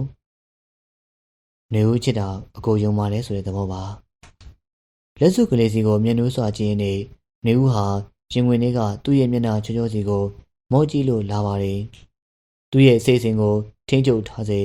နေဦးကသူ့ရဲ့လက်မင်းစီကိုလက်အစုံနဲ့ဆွဲကင်လာပြီးသူ့ရဲ့အနေနဲ့ကမုံနှန်းတစ်ခုလိုဆရာအကိုဘလောက်ကြာအနမ်းမုံနှန်းကြီးထမ်းသွားလဲမသိအိရှိကခွန်တန်နဲ့တက်လာတဲ့တင်းစိုးတန်ကိုကြားတော့မှနှစ်ယောက်ချင်းခွာလိုက်ပါတယ်ဟောအကိုတို့မောင်နဲ့အခုမှမနေ့စာစားကြတာဟုတ်ဗျအေးလာလေးတင်းစိုးမင်းမတခါလေးဝင်စားလိုက်ဟုတ်တယ်ကိုတင်းစိုးထမင်းကြော်လေးရှိတယ်နေဦးခွလိုက်မယ်နော်ယူမဟာစပင်းမဝင်ထိုင်တဲ့တင်းစိုးလက်ထဲကတင်းစာစီကိုရင်ခုန်စွာကြည့်ရင်းကတင်းစိုးလူရဲ့တင်းပါလာလို့လားဟုတ်တယ်ကိုမနေ့ကတည်းကပါလာတာဩအေးမနေ့ကတင်းစာမရောက်ဘူးကွာအဲ့ဒါကြောင့်ကျွန်တော်ယူလာခဲ့တာအကိုဖက်ကြည့်ပါဦးအေးကွာနာမည်ကတော့သူပြောသလိုနေဦးချိုပဲစေးုံမော်နေပျောက်သွားတာလေနေရတော့အင်းရမြိုင်နေဆရာဘာစဉ်းစားနေလဲဘာစဉ်းစားမှတော့မသိတော့ပါဘူးကွာထမင်းကျုပ်ပကံနဲ့တူຫນွေဦးပြန်ရောက်လာပါတယ်စားပြီးရနဲ့အေကန်စီကိုထွက်ခဲ့ပြီးတင်းစုကတော့မိဖို့ကြောင့်မှဝိုင်းဝန်းကူညီပေးနေပါတယ်အဲ့နောက်ຫນွေဦးကဈေးချင်းလေးယူကဈေးထွက်သွားမယ်လို့တော့ယူမနဲ့တင်းစုတို့ဆရာတပည့်နှစ်ယောက်စကားပြောရင်းနဲ့ကြံခဲ့ပါတယ်ဆရာပြန်မှုတဲ့စိတ်ကူးရှိလားပို့တော့ပို့လိုက်မယ်ကွာຫນွေဦးကစိတ်ကူးသားဖို့လိုအပ်နေရလေပြန်မဖို့နဲ့ဆရာကူပင်းရောရတာပေါ့ကွာဒါပေမဲ့ဘယ်ဖြစ်မလဲသူ့အိမ်ကလူပြောက်ကြုံညာထားတယ်ငါပြန်မပို့လို့ရှင်ရာဇဝမှုဖြစ်မှာပေါ့ဟာဆရာမင်းမဖြစ်နေပဲဗျာဘာကြောင့်နေပဲဖြစ်ဖြစ်လူကြီးဆောင်ရရှင်မှာအတိမဲ့ပြူထားပဲဆရာတို့ကလင်မယားပဲအောင်မင်းပြောတာမှန်ပါလေဒါမဲ့သူဟာအတိတ်မဲ့နေတဲ့ဝေဒနာရှင်လေးကွာသူ့ရဲ့အိမ်ကိုတော့ပြန်ပို့ရမယ်ပြန်ပို့မယ်လို့ဒါဆရာပြောနေတာဆရာပြန်မိုးရဲ့ဖြစ်နေမလားအေးကွာဒါတော့ဒါပေါ့အဲ့ဆိုလည်းမပို့ပါနဲ့ဗျာမဖြစ်ဘူးကပို့တော့ပို့ရမယ်ဒါပေမဲ့လောလောဆယ်တော့မပို့တော့သတင်းစာမှာပါလေလိမ့်စာတိုင်းငါသွားပြီးတော့စုံစမ်းမယ်အခုတော့ကျွန်တော်တနာတယ်ဗျာအခုအသေးကွဲရောက်လေကျွန်တော်မကြည့်ရဘူးမရေရတဲ့အလုပ်တွေကတော့ဒီလိုပါပဲကွာကဲတင်းစိုးနေဦးလေးစီကနေပြန်လာပြီရော့သတင်းစာကိုယူသွားမနေ့ပြန်ကောက်ထွက်ဖို့တဲ့အားလုံးအစင်းသင်းလုပ်တာနော်ဟုတ်ကဲ့နောက်ဘက်လေကားကနေအတက်စင်းပြုတ်နေတဲ့နေဦးမိဖို့ထဲမှာချက်ပြုတ်ပြင်းစင်နေပါတယ်ဖျားပန်းလေးတောက်တော်ရေးကစွန်းနေကပြီးပြီဖြစ်ပြီးဝေယဝိဆတွေပြီးစီတော့အင်းရှိအိမ်တော်အိမ်တွင်းအိမ်ပြင်တန်ရှင်းပြီးလုပ်နေပြန်ပါတယ်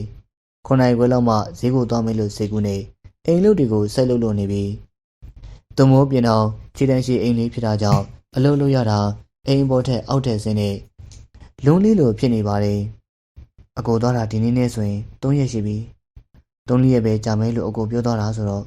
မနေ့ပြန်ဆိုတော့ပြန်ရောက်မှသိကြပါတယ်လေမနေ့ပြန်မဟုတ်လေတပတ်ခါပေါ့ဘာပဲဖြစ်ဖြစ်အကိုပြန်လာတဲ့အခါမှာတော့ဖိုးပေရာလေးအတင်းစားဖို့အတွက်ငါဈေးဝယ်ထားရမယ်အကိုကလေတကယ်ကိုလေးစားအားကိုးထိုက်ပြီးတော့မျက်နှိုးစရာကောင်းတယ်အကိုကငါချစ်တယ်အကိုလည်းငါ့ကိုချစ်တာပဲဒါကြောင့်တော့အကိုနှုတ်ကငါ့ကိုအချစ်ရဲ့လို့ခေါ်တာကြွားရတော့ပြောကြပါရဲ့ငါလည်းလင်ရကန်ကောင်းတယ်တဲ့အကိုကလည်းမိမရကန်ကောင်းတယ်တဲ့နှွေဦးတယောက်တည်းကြည်နူးနေစမှာအိမ်အောက်ကခေါ်တန်းကြောင့်ကြည်နူးမှုလေးပျောက်သွားရပါတယ်အော်တော်လာပြီနှွေဦးလာပြီအေးဖြည်းဖြည်းလုပ်ပါကွယ်မပြီးလဲစောင့်ပါပေါ့ပြီးပါပြီတော်ရဲ့ဈေးချင်းလေးကိုယူကရေကပြင်းမှာနှွေဦးထွက်လိုက်ပါတယ်မိဖို့ဆောင်တကားကိုပိတ်လှီကားတစ်ကနေဆင်းလိုက်ပါတယ်တော်ဖြင့်အိမ်ကနေပြီးတော့နှွေဦးအလုပ်လုပ်နေရလေးကိုကြည့်နေတာကွယ်ယူမတော့တကယ်ကိုကန်ကောင်းနေနော်ဒူမလေးကအိမ်ရှင်မကောင်းပြီးသားတယ်ဒါနဲ့ယူမတယောက်ဒီတစ်ခေါက်ရန်ကုန်သွားကြာလာလို့အရင်ကဆိုရင်တော့အသွားရပြန်တည့်ရချာပြန်ရောက်ပါတယ်အကူကပြောသွားတယ်နှွေဦးအတွက်နဲ့အိမ်အတွက်လိုအပ်တာတွေဝယ်ဖို့3 ရက်လောက်ကြာမယ်တဲ့အေးသူလည်းကားသာထွက်ရတယ်နှွေဦးကိုတော့တိတ်လွမ်းနေတော့မှနှွေဦးကလည်းလွမ်းနေမှာပေါ့နော်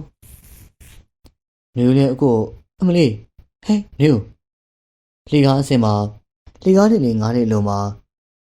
နှွေဦးက အောက်ကိုခြေခေါက်ပြီးတော့ပြုတ်ကျသွားပါတယ်။ဟာမြတ်စွာဘုရားခေါင်းကသွေးတွေဗျာနေထွက်လာပါလိမ့်။နေဦးတူမလေးဒုက္ခပါပဲခေါ်လို့လည်းမရဘူး။ဟဲ့ကြည်ထူးတို့မြောက်မောင်တို့လောင်းဒီမှာနေဦးခေါ်လို့မရတော့လို့ကဲလာအိမ်မော်ပြန်နေရမယ်။သူ့ရဲ့ပတ်စံအိတ်ထဲမှာတော့ရှိတယ်။ကြည်ထူးရမိဘကတကားပေါက်တက်ဖွင့်အင်းရှိတကမာယူသွားဖွင့်သွား။ကဲအင်းရှိမှာပဲကြည်ထူးရဖျားခင်းခဏထားကြမယ်လား။ကဲနင်တို့ယောက်ျားလေးတွေသွားတော့လောမပဲခေါ်လိုက်တော့မယ်။ကြည်ထူးရတော့ငါနဲ့နေအောင်နော်။နေဦးကိုစောင့်ကြည့်နေပြုစုရအောင်လို့ကြည်ထူးဟာမိဘပဲထွက်သွားလိုက်တော့နေဦးရဲ့စပင်းတွေကိုအသာဖြစ်ပြီးဒဏ်ရာရှားနေတဲ့ဒိုးရီချိုကြီးဂျူဆောင်သားကစပလုံးတစ်ထောက်လောက်ဒဏ်ရာလေးကိုတွေးလိုက်ပါတယ်။အဝိနဲ့ရေစလုံးနဲ့ကြည်ထွေးရောက်လာတဲ့အခါမှာနေဦးရဲ့ဆန်းစာလေးနာစီ၆ဆပြုတ်နေတဲ့သွေးတွေကိုဖွားဖွားလေးတုပ်လိုက်ပါတယ်။ကြည်တော့ဆံဝင်မင်းကောင်းမှတင်တယ်သတိလည်းမိနေရဆိုတော့မလိုပါဘူးကွယ်စီလီဝါလေးရှူလိုက်တော့ရမှာပါ။တော့ကြောင့်ငါဖောက်စီကိုသွားမယ်။ဖောက်ကဒီလောက်ကတော့အပြော့ပဲဟာနေခဲ့တော့ငါဒီမှာသွေးစည်းပြန်ယူပြီးတော့နင်းကိုလာပေးမယ်နင်းတရားမှာတိတ်ထားပြီးငါဖောက်စီကိုသွားလိုက်အောင်မယ်ဒေါ်ကြီးရဲ့စကားတွေတိုင်းကြည်ရီကတော့နာခံပြီးတော့နေခဲ့ပါတယ်ယူသားဖြူစင်ကရိုင်းမင်းကူညီတတ်တဲ့ရှမ်းလူမျိုးတွေရဲ့ဂုဏ်ယူစရာအစဉ်လာကားဖြင့်လေးစားသမှုကြီးရပါရဲ့အခုချိန်ဒီတရေမရသေးတဲ့ຫນွေဦးတွေစိုးရင်ကြောင်းကြားစီတွေဖြစ်လာပါတယ်မဖြစ်ပါဘူးဆရာဝန်ခေါ်မှဖြစ်မယ်အခုချိန်လည်းတရေမရသေးတော့စိုးရင်ရတယ်ကြီးတော်တယောက်သွားလိုက်တာလေပျောက်ရောပဲဖောက်ကတင်းနေမြောင်ဝင်ရိုးစုံနေသွားနေတဲ့ခြေထောက်နဲ့အိမ်မှာတွေ့ရင်ကံကောင်းဒိုကြီးအရာဖောက်ကိုမတွေ့မရှိအောင်ရှာနေမှာအစောကလေးကဆံဝင်သားခေါ်ရင်အခုလောက်ဆိုရင်တတိရနေလောက်ပြီခဏလေးထားခဲ့ပြီးຫນွေဦးတွေဘာအနေမှမရှိဘူးဆိုတော့ဆံဝင်အိမ်ကလည်းဝေးတာမဟုတ်ကြည်ထွေးကအိမ်အောင်မှရှိတဲ့ယူမရဲ့စပင်းနဲ့ဆံဝင်ခေါ်ဖို့အတွက်ထွက်လာခဲ့ပါတယ်ຫນွေဦးဟာမျက်လုံးလေးစုံဖြတ်ကနေပွင့်လာပြီးငါဘယ်ရောက်နေရလဲအော်ငါအကိုဒေါက်တာခင်ဦးနဲ့ကားမောက်ပြီးတော့မဟုတ်သေးပါဘူးငါကားမောက်တာနဲ့ဒီနေ့ဘာဆိုင်လို့လဲအကူကရောဘယ်မှာလဲငါရောဘယ်ရောက်နေရလဲနားမလဲတဲ့မိကုန်းနေနဲ့အတူတူနေဦးရဲ့အတံပန်တွေကိုနားဆွင်းလို့နေပါလေဖိုးဒီကြည့်ပြီးတော့အင်ကြီးတစ်ဆောင်လုံးဟာတန့်ရှင်းတက်မြတ်ပြီးတိတ်ဆိတ်ငြိမ်သက်လို့နေပါလေဖះကြီးငါကြောက်ထဲလားနေဦးဟာအင်ကြီးထဲမှာစူးစမ်းကျင်တဲ့စိတ်နဲ့အိမ်ရှိအိမ်တော်ပြင်းပေါက်ကနေပတ်ဝန်းကျင်ကိုကြည့်လိုက်တော့ဖះဒီနေရပါလေငါဘယ်ကိုရောက်နေရလဲအင်ဒီဆောင်လုံးမှာလည်းလူဆိုလို့ငါတယောက်ပဲရှိတာငါကိုငါပဲမသိပဲနေပါမလားငါနာမည်ဟာနေဦးချိုဖေဦးတန်းလိုက်နေမေတင်ကြီးရဲ့သမီးဒေါ်လေးမြထွေးရဲ့တူမပြီးတော့ငါမင်္ဂလာဆောင်တော့မဲ့သူတို့သမီးပဲငါနဲ့မင်္ဂလာဆောင်မဲ့သူကဒေါက်တာခင်ဦးဖះကြီးအကိုနဲ့ငါမင်္ဂလာဆောင်မှုအစောကြီးသွားတယ်လမ်းမှာကားလိုက်တာပဲဖះကားသမားတွေကပဲဘူးမသိဘာမသိနဲ့သူတို့ရင်ခေါ်လာလားဒါမှမဟုတ်ရဲတွေရောက်လာပြီးကားသမားတွေကြောက်တန်ပြီးတော့ခုံမိခွေရခေါ်လာလားအကိုခင်ဦးရောဘလို့ဖြစ်ပြီးတော့လူချင်းကွဲသွားတယ်မဖြစ်ပါဘူးဘယ်သူမှမရှင်ငါဒီနေရာမှာမြန်ထွက်သွားမှဟုတ်တယ်ငါမြန်သွားမှတော့ကြောင့်မပြောနိုင်ဘူးအန်ရရှိကောင်းရှိနေတယ်တော်လွယ်လွယ်နဲ့ထွက်သွားတဲ့နေဦးကိုဘယ်သူကမှတိမ်မထားမိခြေဦးတရားကိုလှမ်းရင်းနဲ့ဖုံမေးတီမီနဲ့တန်တော်အကျူးကြောင်းလေးတွေသိရပြီးဆက်ထွက်လာခဲ့ရင်းနဲ့ကြောက်နေစုရွာလေးဟာဝေးလို့ကြံခဲ့ပါပြီအိမ်သားကိုရောက်ခါနေလေလေရှင်ထဲမှာနေဦးကိုပြန်ပို့ရမယ်ဆိုတဲ့အသည့်ကြောင့်ပို့ပြီးတော့ခံစားကြပါတယ်ရိုးမရန်ကုန်မှာ၄-၅ ရက်လောက်နေပြီးနေဦးအတွက်ဗိုလ်ချုပ်စင်းမှာအဝေးစားနေလဲဝေသတင်းစာထဲမှာပါတဲ့လိပ်စာတိုင်းအင်ကြီးစီကိုလေရိုးမသွားပြီးတော့လေးလာကြည့်ရှုခဲ့ပါတယ်နေဦးနေတဲ့ချမ်းရှိမှာမယောင်မလဲသွားကြည့်တော့ကလူရိပ်လူရောက်မတွေ့မိသားစုတွေကအပူမီတောက်လောင်နေပုံရပါတယ်နေဦးနေတိုင်းရနေရက်နဲ့အဆောင်အကားဖြင့်ရိုးမတယောက်အိမ်မက်ထဲမှာတော့မမြင်ဘူးတဲ့နန်းတော်ပြတ်တက်ကြည့်လို့အော်သူကမြငါးစီမှာနေရရှာတာအရာအလုံးသိငယ်ပါတယ်လေဆရာဘာမှမစဉ်းစားနဲ့ဗျာပြန်မဖို့လေဘာမှမဖြစ်ဘူးဆရာပြောတဲ့သူယောဂကောင်းလာတဲ့ရှင်ဆရာတို့မှာတားသမီးတွေထွန်းကားနေပြီဗျဘာမှစိတ်တော့ခံပြီးမစဉ်းစားနဲ့ဆရာတို့လည်းနေဦးကျော်အချစ်မှတေးကြတယ်ကျွန်တော်မြောက်ပြောနေမှာမဟုတ်ဘူးနော်အကောကတကယ်လူကြောတယောက်ပဲဟောမင်းမသိပါဘူးတင်းဆိုရာကျွန်တော်သိတာပေါ့ကိုရမောင်းနေလာတဲ့ကားလေးကခြံထဲကိုချိုးရင်ကအိမ်အောက်ကိုတရိပ်မောင်းလိုက်ပါတယ်ကားဆက်ပြီးတဲ့အချိန်စီးရင်းမှာတစ်ချက်လေးသွားသလိုရှိပေမယ့်ကြားရမယ်ထင်တဲ့အတံပလန်လေးကိုနားဆွင့်နေပါတယ် ဒါပေမဲ့တိတ်ဆိတ်ချင်းကဖုံးလန်းလို့အတိုင်းမသိတဲ့ရင်ကလှုပ်ရှားမှုတွေနဲ့မျောလင့်နေစေမြဝင်းလေးကိုအရေးနှစ်ခုဝင်လာပါတယ်။ဂျုံမဒိုရီကခေါ်လာပါတယ်။အဲ့တော့မှသူဟာတရွေးတစ်ချက်ကိုညှိုးချရင်းနဲ့ကားပေါ်ကဆင်းလိုက်ပါတယ်။နေဦးရောပြောရရင်တော့အဆမ်းမဲ့ဟေးအားလုံးတက်တည်တွေလည်းရှိတယ်။ငါတို့လည်းဘာမှမသိတော့ဘူး။အဖြစ်ပြက်အလုံးစုံကိုပြောလိုက်တဲ့အခါမှာတော့ဟုတ်တယ်ငါဆရာဝန်တော့အခွန်နေတော့နေဦးချိုတယောက်ပျောက်သွားတာဒီနေ့ထိပဲငါတို့လည်းကျူးစိတ်ပါတယ်ဟဲ့ငါတင်တော့နေဦးချိုကနောက်ပြီးလေကားဘွားအကြက်မတူလို့များစိတ်ဖောက်ပြန်ပြီးခြေဦးတရားထွက်သွားလားမသိဘူး။အော်ဟိမငိုမိစေဖို့အတွက်ကိုထိန်းချုပ်နေရပါတယ်။တင်းစိုးတယောက်ကတော့မယုံနိုင်အောင်ပါဇက်ဟောင်းလောင်းကြီးဖြစ်နေပါတယ်။ရုံးမဟာကိုထိန်းမြတာကိုသိတာကြောင့်အိမ်မော်ကိုပြေးတက်လာမိပါတယ်။ဒေါ်ကြီးနဲ့ကြည်ထွေးတို့တွေပြန်သွားတော့မှတင်းစိုးအိမ်မော်တက်လာပြီးဆရာသမားရဲ့ကျုံမဲချငိုကြွေးနေတဲ့ပုံစံကိုတွေ့ရပါတယ်။မိမိအိမ်မက်လိုဖြစ်နေတယ်လို့နေဦးချိုထင်ပါတယ်။နေဦးကြားခဲ့ဘူးလားကဝတ္ထုတွေထဲမှာရုပ်ရှင်ဗီဒီယိုထဲမှာအတိတ်မိဝေဒနာရှင်ဘဝကိုခံစားလိုက်ရပုံရပါတယ်။ဖေဖေမိမိနဲ့ဒေါ်လေးတို့ပြောတာမှန်တယ်တင်နေ။ငါကောင်းမောင်ရာနေယူပြီးတော့ရှောက်သွားနေရပေါ့။ငါပျောက်သွားတာတလားကျော်နီးပါးရှိပြီတဲ့။အဲ့ဒီရက်ဒီမှာငါဘယ်မှာရောက်နေရလဲ။ငါပြန်လာတဲ့နေရာတော့တို့ရလေးတွေကအင်ကြီးတက်ဆောင်ရပဲ။ငါရန်ကုန်ကားစီးလာတယ်။ငါသိတာတောင်တန်းနေပဲ။ဘလို့ကြောင့်ငါဒီလောက်ဝေးတဲ့နေရာကိုရောက်သွားရလဲ။လမ်းတော့ရှောက်နေမှာမဟုတ်ပါဘူး။တယောက်ကငါ့ကိုကားနဲ့ခေါ်တင်သွားတာလား။ဘာတူလဲ။နေအောင်ငါအခုမှသိတယ်။ငါအင်ကြီးမော်ကဆင်းလာတော့လူတယောက်မှလည်းမရှိဘူး။အတိတ်မိနေတဲ့ဝေဒနာရှင်ဆိုတာတော်တော်ထူးဆန်းတာပဲ။မှန်တယ်ကုန်ရှိမှထိုင်ကမိမိအကြောင်းတွေတွေးနေစေသူ့ရဲ့ပုံစံလေးကတီတီလေးနဲ့မြဝင်းစုံကအနှဲငယ်ဝိုင်းသွားရတယ်လို့ငါမှလက်စွပ်လေးတကွယ်ဟိုမှာမှန်တယ်ကုန်ပေါ်မှာလည်းပတ်စံအင်းလေးတစ်လုံးနေပါဦးဒီပစ္စည်းတွေကဘယ်ရလာလဲတော့ငါပစ္စည်းမဟုတ်ပါဘူးငါဘာတွေဖြစ်ခဲ့ရလဲဘယ်သူနဲ့တွေ့ခဲ့ရလဲဒီပစ္စည်းတွေကအရင်တော့ငါပစ္စည်းမှမဟုတ်တာငါ့ကိုတယောက်ကပြီးထားပဲအဲ့ဒီတယောက်ကဘာတူလဲအတွေးနဲ့ဖြစ်နေပြီးတော့စဉ်းစားပေမဲ့ဘလို့မှမရပါဘူးဒီလက်စွပ်လေးကလက်တက်လက်စွပ်ပုံစံပဲငါရဲ့လက်သက်ကျကိုစွတ်ထားတာဆိုတော့ဖယားကြီးငါဘယ်သူနဲ့များလက်ထက်မိပါလိမ့်ငါအပြုံမဟုတ်တော့ဘူးလားဒါဆိုဒီလက်စွပ်ကဘယ်ရလာလဲလက်စွပ်လေးရဲ့အကြောင်းကိုစဉ်းစားပေမဲ့စဉ်းစားလို့မရနောက်ဆုံးတော့ပတ်စံအလေးကိုလှမ်းယူလိုက်ပါတယ်တော်ရွေးလေးတစ်ခုငါထွက်လာတဲ့အင်အားတော်တယ်လားဖြစ်နိုင်တယ်နေပါဦးငါထွက်လာတဲ့ရွာဘာလေးတော့မှငါမသိတော့မျက်လုံးထဲမှာရွာလေးတရွာနဲ့တိတ်ဆိတ်နေတဲ့အိမ်ပဲစိတ်ညစ်လိုက်တာငါဘာတွေများရှောက်လို့မိလဲနေဦးရေဒီမလေးဒေါ်လေးနေဦးရှိတယ်ဘာလုပ်နေရလဲဟိုမှာအကူကြီးနဲ့မမတို့ကကော်ဖီတောက်ဖို့စောင့်နေတယ်နေဦးကြောင့်နေဦးတွင်းနေလို့ပါဒေါ်မြရီဟာတူမချောလေးကိုအကဲခတ်ရင်းနဲ့ထမင်းစားခန်းကိုရောက်လာခဲ့ပါတယ်။ကဲသမီးထိုင်ကော်ဖီတောက်ရအောင်လို့ကော်ဖီခွက်တွေဒေါ်မြရီကကော်ဖီတွေလိုက်ထည့်ပေးပြီးဦးတန်းလိုင်ကတော့ကဲသမီးအကြောင်းနေစဉ်းစားတာဘာတွေပေါ်လဲဘာတွေသိရလဲတခြားတော့စဉ်းစားလို့မရပါဘူးဖေဖေရဲ့သမီးလည်းသမီးကိုသမီးစိတ်ဝင်စားနေရအထူးသဖြင့်သမီးမှာရှိတဲ့ဟော်ရီတော်တွေနဲ့လက်စွပ်လေးပင်မိမိတို့ရဲ့သမီးလေးပြန်ရောက်တဲ့နေ့ကလေးကတကူလုံးကိုစမ်းစစ်ကြည့်ရှုခဲ့ပြီးသားမဟုတ်ပါလားသမီးကျော်လေးဟာရုပ်ရည်မှုစဉ်ချုံမမှုမှာမပြောင်းလဲအသားရည်နဲ့ခန္ဓာကိုယ်စိုးဝင်းကြော်ရှင်မှုမှာလည်းမပြောင်းလဲဘာတစ်ခုမှပြောင်းလဲခြင်းမရှိပေမဲ့လက်ကလေးမှာဝေးထားတဲ့လက်စုပ်ကလေးနဲ့ပတ်စံအိမ်လေးကိုတော့ထူးခြားမှုတည်းရဲ့အဖြစ်မိဘနှစ်ပါးနဲ့အတော်ဖြစ်သူတို့ကတည်ထားပါတယ်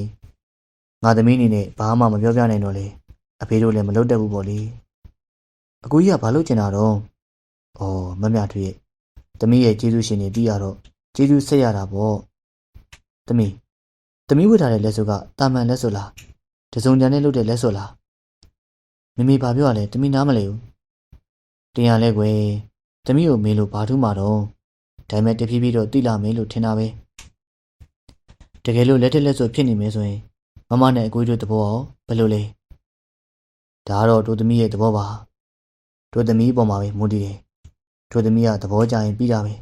သူကတော့ဘေးကနေအကဲခက်ပြီးုံပေါ့ကျမတော့ယုံကြည်တယ်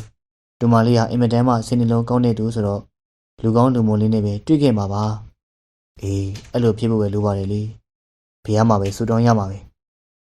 ကဲသမီးကုမ္ပဏီမသွားသေးနဲ့တပတ်လောက်အနားယူနေအိမ်မှာနေပေါ့ကဲတင်ကိုတို့သွားကြစို့မမြထွေးကတော့ဒူမနဲ့အိမ်မှာနေခဲ့မလေးဘာမှစဉ်းစားလို့မရဘူးလားဒေါ်လေးຫນွေဦးထင်နေသေးလားဒီလဲဆိုကຫນွေဦးရဲ့လက်ထက်လက်ဆိုဖြစ်မယ်ဆိုရင်တက်ဆိုင်နေသူကရှာမှာပဲနော်အေးကွအဲ့ဒါလည်းဟုတ်တာပဲຫນွေဦးကတော့စဉ်းစားလို့မရဘူးသူကရှာမယ်ဆိုတော့တမျိုးပေါ့တကယ်လို့တွေးကြရင်ဒီမလေးကနှိမ့်သက်နိုင်တယ်လို့ဖြစ်ပါမလားအဲ့ဟာတော့မပြောတတ်ဘူးလေ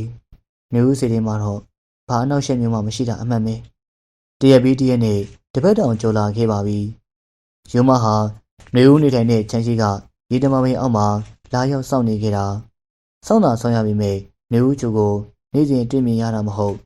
တပတ်ကျော်လောက်စောင့်ကြည့်တော့မှရန်နာဘက်ကိုထွက်ရတဲ့ຫນွေဦးချိုကို2ရက်လောက်ပဲတွေ့ရပါတယ်ရန်နာဘက်ကိုပဲထွက်လာလိမ့်မလားချန်နယ်ပဲဆင်းလာလိမ့်မလားမြို့လေးချက်တွေအတွေ့အကြုံနဲ့တိုက်ကြီးနဲ့ချန်ကြီးအနှံ့မှာလူလာခောက်ပြန်ကြည့်နေရပါတယ်ရုံမတယောက်တင်းတင်းတမုံစောင့်စားနေစေကာလမှာဒီနေ့တော့ကုမ္ပဏီကိုသွားဖို့အတွက်နေဦးအိမ်ကနေထွက်လာပါတယ်ချန်နယ်ကလေးမောင်းထွက်လာရင်းနဲ့နေဦးဟာမြဝင်းပြအခြေကလေးတွေကရေတမာပင်စီကိုရောက်သွားပြီးရေတမာပင်အောက်မှာငါတွေ့နေရတဲ့လူတယောက်ဘာတူလဲ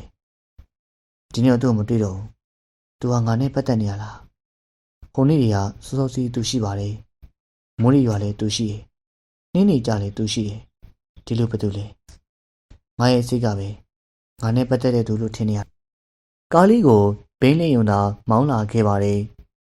စိတ်တွေကိုပြင်ဆင်လိုက်ပြီးတော့မိမိချန်ရှိလမ်းမကတပတ်လန်းကိုဖျက်ကျော်ဖို့အတွက်ဖြက်လန်းကနေရာယူလိုက်တဲ့အခါစတီကာအနက်ကတ်ထားတဲ့မှန်အလုံးပိတ်ထားတဲ့အငါးကားတစ်စီးကိုတွေ့လိုက်ရပြီးအမတ်တမဲ့ဖြစ်နေပါတယ်အနှံ့ရောင်ကားမှန်နေပိတ်ထားတဲ့ကားထဲမှာတော့ရိုးမမိမိကားနဘေးကဖြစ်သွားတဲ့နေဦးချူရဲ့လှပတဲ့မျက်နှာလေးကိုအနီးကတမီတမောကြည့်ပြပါတယ်ရိုးမဟာကားနံပါတ်လေးကိုမှတ်ပြီးတော့နေဦးကားနောက်ကနေမတိမတာလိုက်လာခဲ့ပါတယ်ရိုးမကရှိကနေဦးကိုစောင့်ကြည့်နေမောင်းနေစေတနေရာရောက်တော့နေဦးကားလေးကရက်လိုက်ပါတယ်နေဦးကကားရက်ထားတဲ့နေရာရဲ့ရှေ့တလေးကအဆောင်လေးကိုကြော်ရှင်းလှပတဲ့ကိုဟန်လေးနဲ့ဝင်သွားပြီးနေဦးစီကိုကြည့်နေစေရိုးမရဲ့ရင်ထဲမှာအဖျားသွေးနဲ့အတူတူအချစ်သွေးတွေကစူလာရပါတယ်ပြည်သားချမ်းမြေတွေကြီးကျယ်တဲ့ကုမ္ပဏီတစ်ခုပဲနေဦးကဘာလာလောက်တာလဲ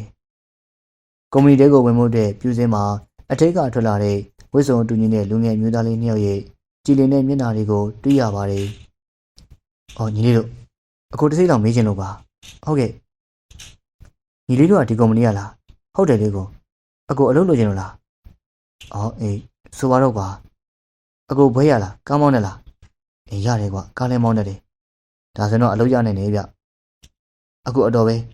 ကုမ္ပဏီကြီးရဲ့ပိုင်ရှင်တတိမလေးကျွန်တော်တို့ရဲ့ boss ပေါ့ဗျာ။ဒေါ်နေဦးချိုဆိုတာဒီနေ့ကုမ္ပဏီကိုလာတဲ့ကိုရကျွန်တော် boss ကကျမ်းမာရေးမကောင်းတော့ကုမ္ပဏီမလာတာကြာပြီလေအခုမှဒီနေ့ပဲရောက်လာတာအခုတောက်တိကြည့်ပါလားသဘောလေးကောင်းနေဗျမန်နေဂျာလေးလိုနေရပဲအေးဒီလောက်တည်းရရင်တော့ပါပြီကွာ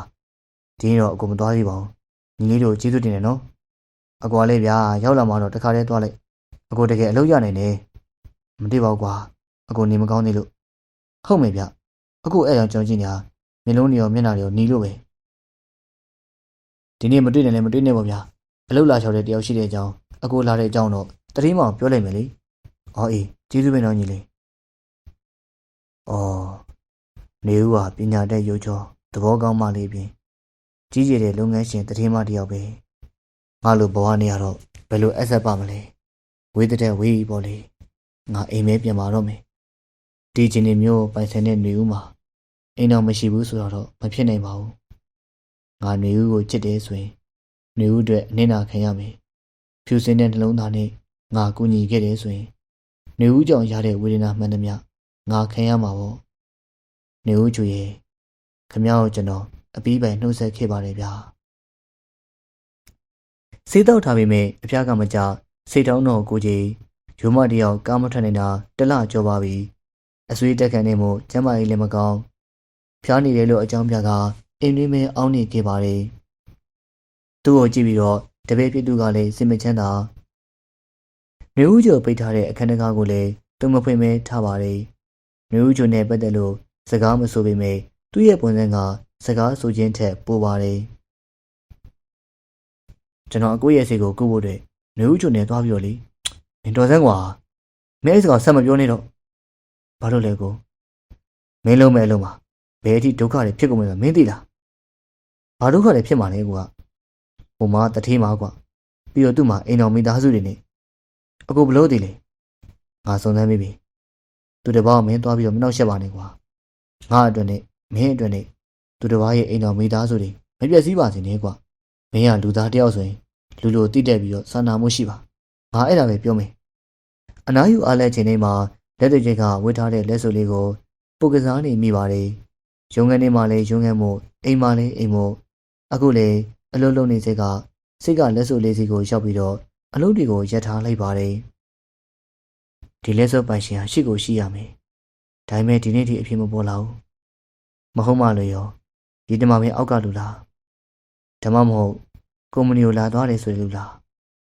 အဲ့ဒီနေရာဟာတယောက်တည်းမှဖြစ်နေမှုလားအခုဆိုရင်ဒီတမမင်းအောက်ကလူလည်းမတွေ့တော့ကုမ္ပဏီကိုလာတယ်ဆိုတဲ့လူမတွေ့တော့မမဟောညီမလေးလာလေဘာကိစ္စလဲမရှိပါဘူးဒီမှာစာရိတ်တိတ်လူတယောက်ကပေးပြီးပါဆိုလို့အဲ့ဒီလူရောပြန်သွားပြီမမဟောပြီးတော့ပြောသားသေးရဲ့မမစီကိုသူဖုန်းဆက်မဲတဲ့ဖုန်းနံပါတ်တောင်းလို့ပေးလိုက်တယ်နေဦးကစာရိတ်လေးကိုကြပြကြရဖွင့်ကြည့်လိုက်တဲ့အခါမှာတော့ဟင်ငါရဲ့ပုံလေးဟုတ်တယ်ငါနဲ့မျိုးသားတယောက်နဲ့ရိုက်ထားတာကြည့်ရတာလက်ထက်ပွဲလေးလိုပဲလူကြီးတွေရောပြိသက်တွေရောတပုတ်နေကိုဘယ်ဟာအရင်ကြည့်ရမှမသိအလေးနဲ့ကြည့်နေရင်ကစိတ်ထဲမှာအံ့ဩနေပါတယ်တပုတ်နေရလူကတကယ့်လူကျော်ကြီးပဲအရက်ကလည်းမြင့်ယောက်ျားလည်းပြီးသားတယ်မျက်လုံးလေးတွေတောက်ပါပြီးတော့ပြုံးနေပြီမဲ့တီတီလေးနဲ့တယ်ဒါဆိုရင်သူနဲ့ငါအဲ့ဒီချိန်မှာဖုန်းမိတန်ကြားလိုက်ရပါတယ်ဟုတ်ကဲ့အမေးရှိပါရှင်ပြည်သားချင်းမြင့်ကုမ္ပဏီရပါဟုတ်ကဲ့ကျွန်တော်ဒေါ်နေဦးကျော်နဲ့စကားပြောချင်လို့ပါခင်ဗျဟုတ်ကဲ့ကျမပါပဲဟုတ်ဟာလေစောစောကကျွန်တော်ပို့လိုက်တဲ့ပုံတွေရလားဗျရပါပြီကျမကြည့်နေပါတယ်ဝမ်းသာလိုက်တာဗျာကျွန်တော်ကကြားလို့ပါကျွန်တော်ဆရာအကိုရဲ့အဖြစ်ကိုမကြည့်ရလို့အခုလိုအရေးဆုံးမျိုးလှုပ်ရတာပါမနေဦးချိုရှင်မနေဦးချိုနေနဲ့ကျွန်တော်ရဲ့အကိုဆရာအကြောင်းသိကျင်မဲဆိုရင်ကျွန်တော်ကိုယ်တိုင်လာပြောချင်တယ်ဗျာကျွန်တော်တောင်းပန်ချင်တာတော့မနေဦးချိုအနေနဲ့ကျွန်တော်အကိုမရဲဆက်စေချင်ကျွန်တော်မနေဦးချိုရဲ့အကြောင်းစုံစမ်းမိပြီလွတ်လပ်တဲ့အပြိုးတဲ့လက်ထက်ခါနေမှာသူတို့သားသေးသွားလို့လက်မထက်ဖြစ်ဘူးတဲ့ဟုတ်ပါတယ်ကျမဗာများညင်းနေလို့လေအဲ့ဒါဆိုတော့ကျွန်တော်အကိုမရဲဆက်ပါနဲ့ဗျာကျမဘာရဲဆက်မိလို့လဲကျမအနေနဲ့ဘာမှတော့မသိဘူးကိုအကြောင်းကိုလည်းစဉ်းစားလို့မရဘူးဒါဆိုရင်ကျွန်တော်လာပြီးတော့ပြောပြခွင့်ရှိမလားရပါတယ်ကျမရှင်နေလဲစကားပြောချင်တယ်ဝမ်းသာလိုက်တာဗျာကျွန်တော်ဘယ်လိုလာမလဲဘယ်ချိန်လာလို့ရလဲရှင်အားတဲ့ချိန်ပေါ့ကျွန်တော်အမြဲတမ်းအားတယ်ဗျဒါဆိုရင်ကျမအိမ်ကိုလာခဲ့ကျမမိပါတယ်တည်အောင်တခါတွေ့ပြောကြတာပေါ့တင်းစိုးတယောက်တစ်ဖက်ကဖုန်းချလို့သွားပါတယ်တင်းစိုးဟာခန္ဓာလှပလို့နဲ့တိုက်ကြီးနဲ့နေဦးချူတို့မိသားစုကိုကြည့်ကမျက်တောင်လေးတွေပုတ်ခက်နေသူ့နာမည်ဟာရိုးမကျော်တယ်ဟုတ်တယ်အခုမှငါးစိတ်ထဲမှာအဲ့ဒီနာမည်ကိုရင်းနေသိတယ်လို့ပဲသူနေမကောင်းဘူးလေငါနဲ့စောက်တွေတော့လည်းနေမကောင်းဘူးလေသူငါ့ကိုလာဆောင်စမ်းနေတဲ့ငါရဲ့ချင်းတွေကိုသိရလို့အားငယ်ပြီးတော့စိတ်တိခိုင်နေချတာအခုလည်းနေမကောင်းဖြစ်တာငါစိတ်နဲ့လေပြီးတော့သူနဲ့ငါကြောက်နေစုကြီးရွာလူကြီးတွေရှင်မှာအတိမက်ပြူလက်ထက်ထားတာတဲ့ဟန်ဆောင်လက်ထက်တာပဲဖြစ်ဖြစ်တရားတော့ဝင်ပြီးသားပဲလေငါ့ကိုလက်ထက်အတိမက်ပြူထားပြီးမိတန်ရှင်းဖြူစင်တဲ့စိတ်ဓာတ်နဲ့စောင့်ရှောက်ခဲ့တယ်အဲ့လိုရှားပါတဲ့ယောက်ျားကောင်းယောက်ျားမြတ်မျိုးငါအနေနဲ့ရာသက်ပံဘဝကျင်ပေါ်ဖြစ်လက်တွေရမယ်ဆိုရင်တိတ်ကိုကျင်းတဲ့ဂုဏ်ယူစရာပါတမီးဘာလို့စဉ်းစားနေရတော့မမေတို့ပြောပြအောင်ဖေဖေမေမေနဲ့ဒေါ်လေးတို့ရောဘာတွေတွေးနေလဲဖေဖေတို့ရဲ့တွေးရတော့တာမညပါအဓိကတော့တမီးပဲဖေဖေရဲ့သဘောပြောရမယ်ဆိုတော့ဒီလိုဇာရိတကောင်းမွန်မြင့်မြတ်တဲ့အမျိုးကောင်းသားမျိုးရှားတယ်လို့ပဲဖေဖေယူဆတယ်တမီးဟုတ်တယ်တူမလေးဒေါ်လေးလည်းယူမဆိုတဲ့လူငယ်လေးကိုချီးကျူးနေတာကွယ်အခုဆိုသူခင်ဗျာတူမလေးစိတ်နဲ့တော်တော်လေးလည်းထိခိုက်နေကြတယ်ဆိုတော့တူမလေးဘယ်လိုဆုံးဖြတ်မလဲဟုတ် နားနဲ့မနာဖွားနဲ့နာပါဖေးနေမီဒေါ်လီရောပဲသမီးအကိုစီကိုသွားဖို့ဆုံးဖြတ်လိုက်ပါပြီနေဦးရဲ့စကားကြောင့်တင်းစိုးမျက်နှာတစ်ပြင်လုံးပြုံးဤသွားရပါတယ်သမီးရဲ့ဆုံးဖြတ်ချက်မှန်ပါတယ်ကွယ်တောင်တက်တောင်စဉ်တောင်ကွေတောင်ဘက်လမ်းလေးတိုင်းကားလေးတစ်စီးတရိပ်ရိပ်နဲ့ပြေးနေပါတယ်နေဦးချုံလက်မဝဲထားတဲ့လက်စုပ်လေးကိုကြည့်ကြည့်ပါအောင်ပုတ်တက်ရင်းနဲ့ဓပုတ်နေမှာမြင်တွေ့ထားရတဲ့ယူမဆိုတဲ့ကိုလိုကျော်ရဲ့ဘုံကြီးကိုမြင်အောင်ကတိတ်ဆိတ်ပြီးတော့နေမျောနေပါတယ်သူနဲ့တွေ့ငါဘာပြောရမလဲသူရောငါ့အတွင်ဘာပြောမှလဲငါရင်ထဲမှာကြည်နူးနေရတယ်လို့ရင်နေခွန်ရပါလားနော်ဒေါ်မြထွေးကတော့တချီတချီမိုးရည်တီလေးကိုရောက်သွားတဲ့တောင်တက်လန်းရဲ့မြင်မာလာတဲ့တောင်နေစီကိုတန်တအောနဲ့ကြည်နူးစွာကြည့်နေပါတယ်ဒေါ်လေးဖြင့်ကွယ်ဒီဘက်ကိုဒီတစ်ခါပဲရောက်ဘူးလေတောင်နေကလည်းမြင့်ပြီးတော့လမ်းတစ်လျှောက်တာယာလိုက်တာတောင်နေမြင်မာတဲ့ပုံကတော့မပြောပါနဲ့တော့တော်ဖြင့်လေတွေးပြီးတော့ကိုလန့်နေဒါနဲ့ဒီလမ်းနေမှာကားရီကြတော့ရှိဘူးလားရှိတာပေါ့ဒေါ်လေးကအကြောင်းမျိုးကြောင့်တောင်ကိုထိုးကြတဲ့ကားတွေမှာအများကြီးပဲစာနာစိတ်နဲ့ဒေါ်ထွေးမြစုတ်တက်ရှိတဲ့အချိန်နေဦးကျူကလည်းချက်သိမ်းမှုလေးတွေထနေပါတယ်မနေ့ကတင်းစိုးပြန်မရဘူးဒီနေ့တော့ပြန်ရောက်မှာပါလမ်းမတော်ဆုံးမဲတင်နေရန်ကုန်မှာသူမရှိရလဲကောင်းပါလေလေသူရှိလို့ရှင်ဆက်ဆက်ဆူဆူနဲ့ငါရန်ကုန်ရောက်တော့နေဦးကိုတိတိလေးတွားကြည့်ရမှာမမြင်တာကြလို့ခဏလောက်မြင်ရရင်လေတော်ပါပြီလေအဖျားကအသိမကြည့်ပေမဲ့အဖျားငွေ့ငွေ့နဲ့မျက်လုံးတွေကပူနေပြီးအဖျားတက်နေသလောက်ကိုယူမမမှုရန်ကုန်ရောက်မှစေကန်းပြမယ်လို့ဆုံးဖြတ်ထားပါတယ်ယူမဟာအတွေ့အကြုံပြန့်လွင့်သွားလိုက်အာယုန်နေစုလိုက်နဲ့ခွေကြီးတစ်ခွေရှိတာကြောင့်အကွေကြီးကိုပတ်တက်ခဲ့ပြီးဖုန်တီးမှုလည်းအစင်းစင်းဖြစ်တဲ့အချိန်ဟာမောင်သေးစောဘရိတ်ဒီကိုစီနင်းကကောင်းကိုလည်းမမေ့ရော့ဘဲနဲ့မလွတ်တမ်းနှိပ်ထားမိပါတယ်လှုပ်လှုပ်ရှားရှားနဲ့အတန်ကြာကောင်းနေဆူညံပြီးကမှသတိရပြီးတော့မျက်နှာရှိတိုင်းကားနှစ်စီးကတကားစီကိုတကားလှမ်းပြီးတော့ကြည့်လိုက်ပါတယ်ယူမဟာကားကြီးအပေါ်စီးကကားလေးစီကိုကြည့်နေပေမဲ့ရုတ်တရက်မို့တင်းဆိုးကိုလည်းသတိမထားမိဟာနေဦးကျော်တော်လေမကားကြီးမောင်းလာတဲ့သူအဲ့ဒါအကိုဗျကျွန်တော်ဆရာအကိုပဲလေနေဦးကျော်ကတော့ရင်ထဲမှာအလွန်မင်းလှုပ်ရှားသွားပါတယ်အကိုကျော်တင်းဆိုးလေဗျာအကိုနေမကောင်းမနေဗျာကားထွက်ရတယ်လို့ဟင်တင်းဆိုးအကိုလာပါအောင်ဗျာကားပါဆင်းပါအောင်တင်းဆိုးမင်းဘယ်ကောက်မောင်းလာလဲခဏနေပါအောင်ကိုရဲ့ဟင်နေဦးလှပကြော်ရှင်နုနေပြမြင့်လုံးနဲ့နေဦးကိုမြင်လိုက်ရတော့ရိုးမအံ့ဩတကြီးနဲ့လှုပ်ခင်းခေါ်လိုက်မိပါတယ်အကိုလက်တွေကအရန်ပူနေရပဲနေမကောင်းတဲ့ကြားကားထွက်လာတယ်လို့ရန်ကုန်မှာစေကံပြမလို့ပါကွာမပြနိုင်တော့ဘူးအကိုကောင်းပါပါဟိုမှာအကိုယောဂကုဖို့တဲ့ဆရာဝန်ခေါ်လာတယ်တွားကြစို့ဖြစ်ပါမလားကွာအကိုကလည်းမဖြစ်ဘဲနဲ့အကိုစီကိုနေဦးကလှည့်မလားတွားပါအကိုတွားလိုက်ပါအလိုက်ပြီးတဲ့ဒေါ်လေးတင်းများကလည်းတင်းဆိုတောင်းမဲ့ကြမလို့အောင်ပါကဲအကိုတို့လမ်းမှာဘလောက်ကြာရတယ်ကျွန်တော်မှခီးတယ်နေနဲ့နောက်ကျနေပြီဗျကျွန်တော်တို့ကားဆရာနဲ့အဖော်လုပ်ပြီးတော့ရန်ကုန်ပြန်ပြီးတော့ဆင်းလိုက်တော့မယ်အကိုတင်းဆိုပြောနေရလေဟုတ်ကြားပါတယ်မျိုးကြီးအဲ့ဆိုလည်းမျိုးတို့ကောက်ရှစ်ပေးရမယ်လေဟုတ်တာပဲကဲမျိုးလေးကားပါတဲ့ရုံးမတယောက်ကားလေးကိုနောက်ဆုတ်ကလမ်းမေးရဲပေးလိုက်ပြီးစပြားအဖြစ်တင်းဆိုလိုက်ပါသွားတဲ့ခီးတဲ့တင်ကားကြီးကမောင်းထဲလို့သွားပါပြီမျိုးကိုစီကိုတကယ်လိုက်လာတယ်နော်အိမ်မက်လို့ထင်တယ်လားကိုမယုံနိုင်အောင်ဖြစ်လို့ပါကြည်မျိုးတကယ်ပဲကိုလက်ထက်နေနေပေါ့မျိုးတို့ကလူသိရှင်ညာလက်ထက်ပြီးပဲဒီမှာလေလက်စွပ်လေးတောင်ဝတ်ထားသည်အဲ့ဒါအချင်းကြီးကလှုပ်ထားတာပါပြီးတော့မျိုးဘက်ကတီးတဲ့စိတ်နဲ့လှုပ်တာမှမဟုတ်တာဘာပဲပြောတရားဝင်ပါတယ်ကိုရဲ့တကယ်လားရင်မျိုးကိုတကယ်ချစ်နေနေပေါ့မချစ်ဘဲနဲ့အကိုစီကိုလိုက်မလားလို့ဝမ်းသာလိုက်တာဗျာကဲပါကိုဒီပူးနေတယ်နေမကောင်းဘူးလေကိုသိန်းစွာပြောတယ်အကိုစေးတောက်ထားပါတယ်ကွာစေးတောက်ထားလေပူနေရလေအဲ့ဒါအချစ်သွေးတွေစူနေရနေမှာအကိုမမျောလင့်ရဘူးတိလားအကိုမထင်ထားဘူးအခုတော့အယံဝမ်းသာတာပဲနေဦးလေးအကိုနဲ့ထက်တူပါပဲအကိုအကြောင်းကိုအမြဲစဉ်းစားနေရအကိုသိန်းစွာအကြောင်းသာပြန်ဆောင်ရတာ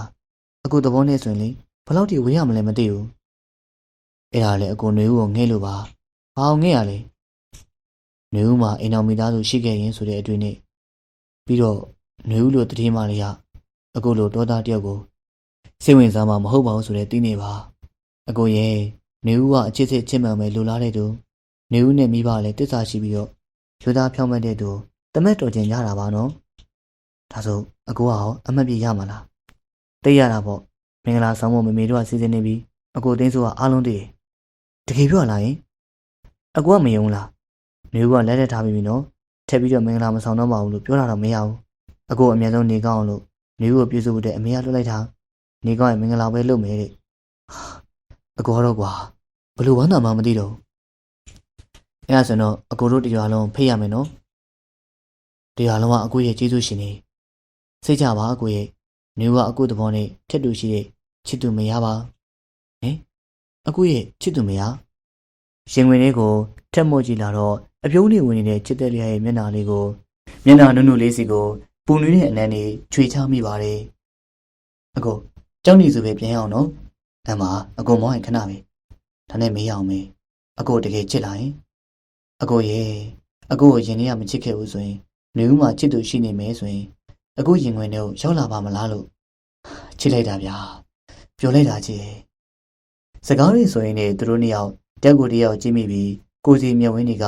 ချစ်ရည်ရှုံးလဲလို့နေပါတယ်အဲနောက်မှာတော့တောင်ပေါ်ကားလမ်းတစ်ချောင်းမှာ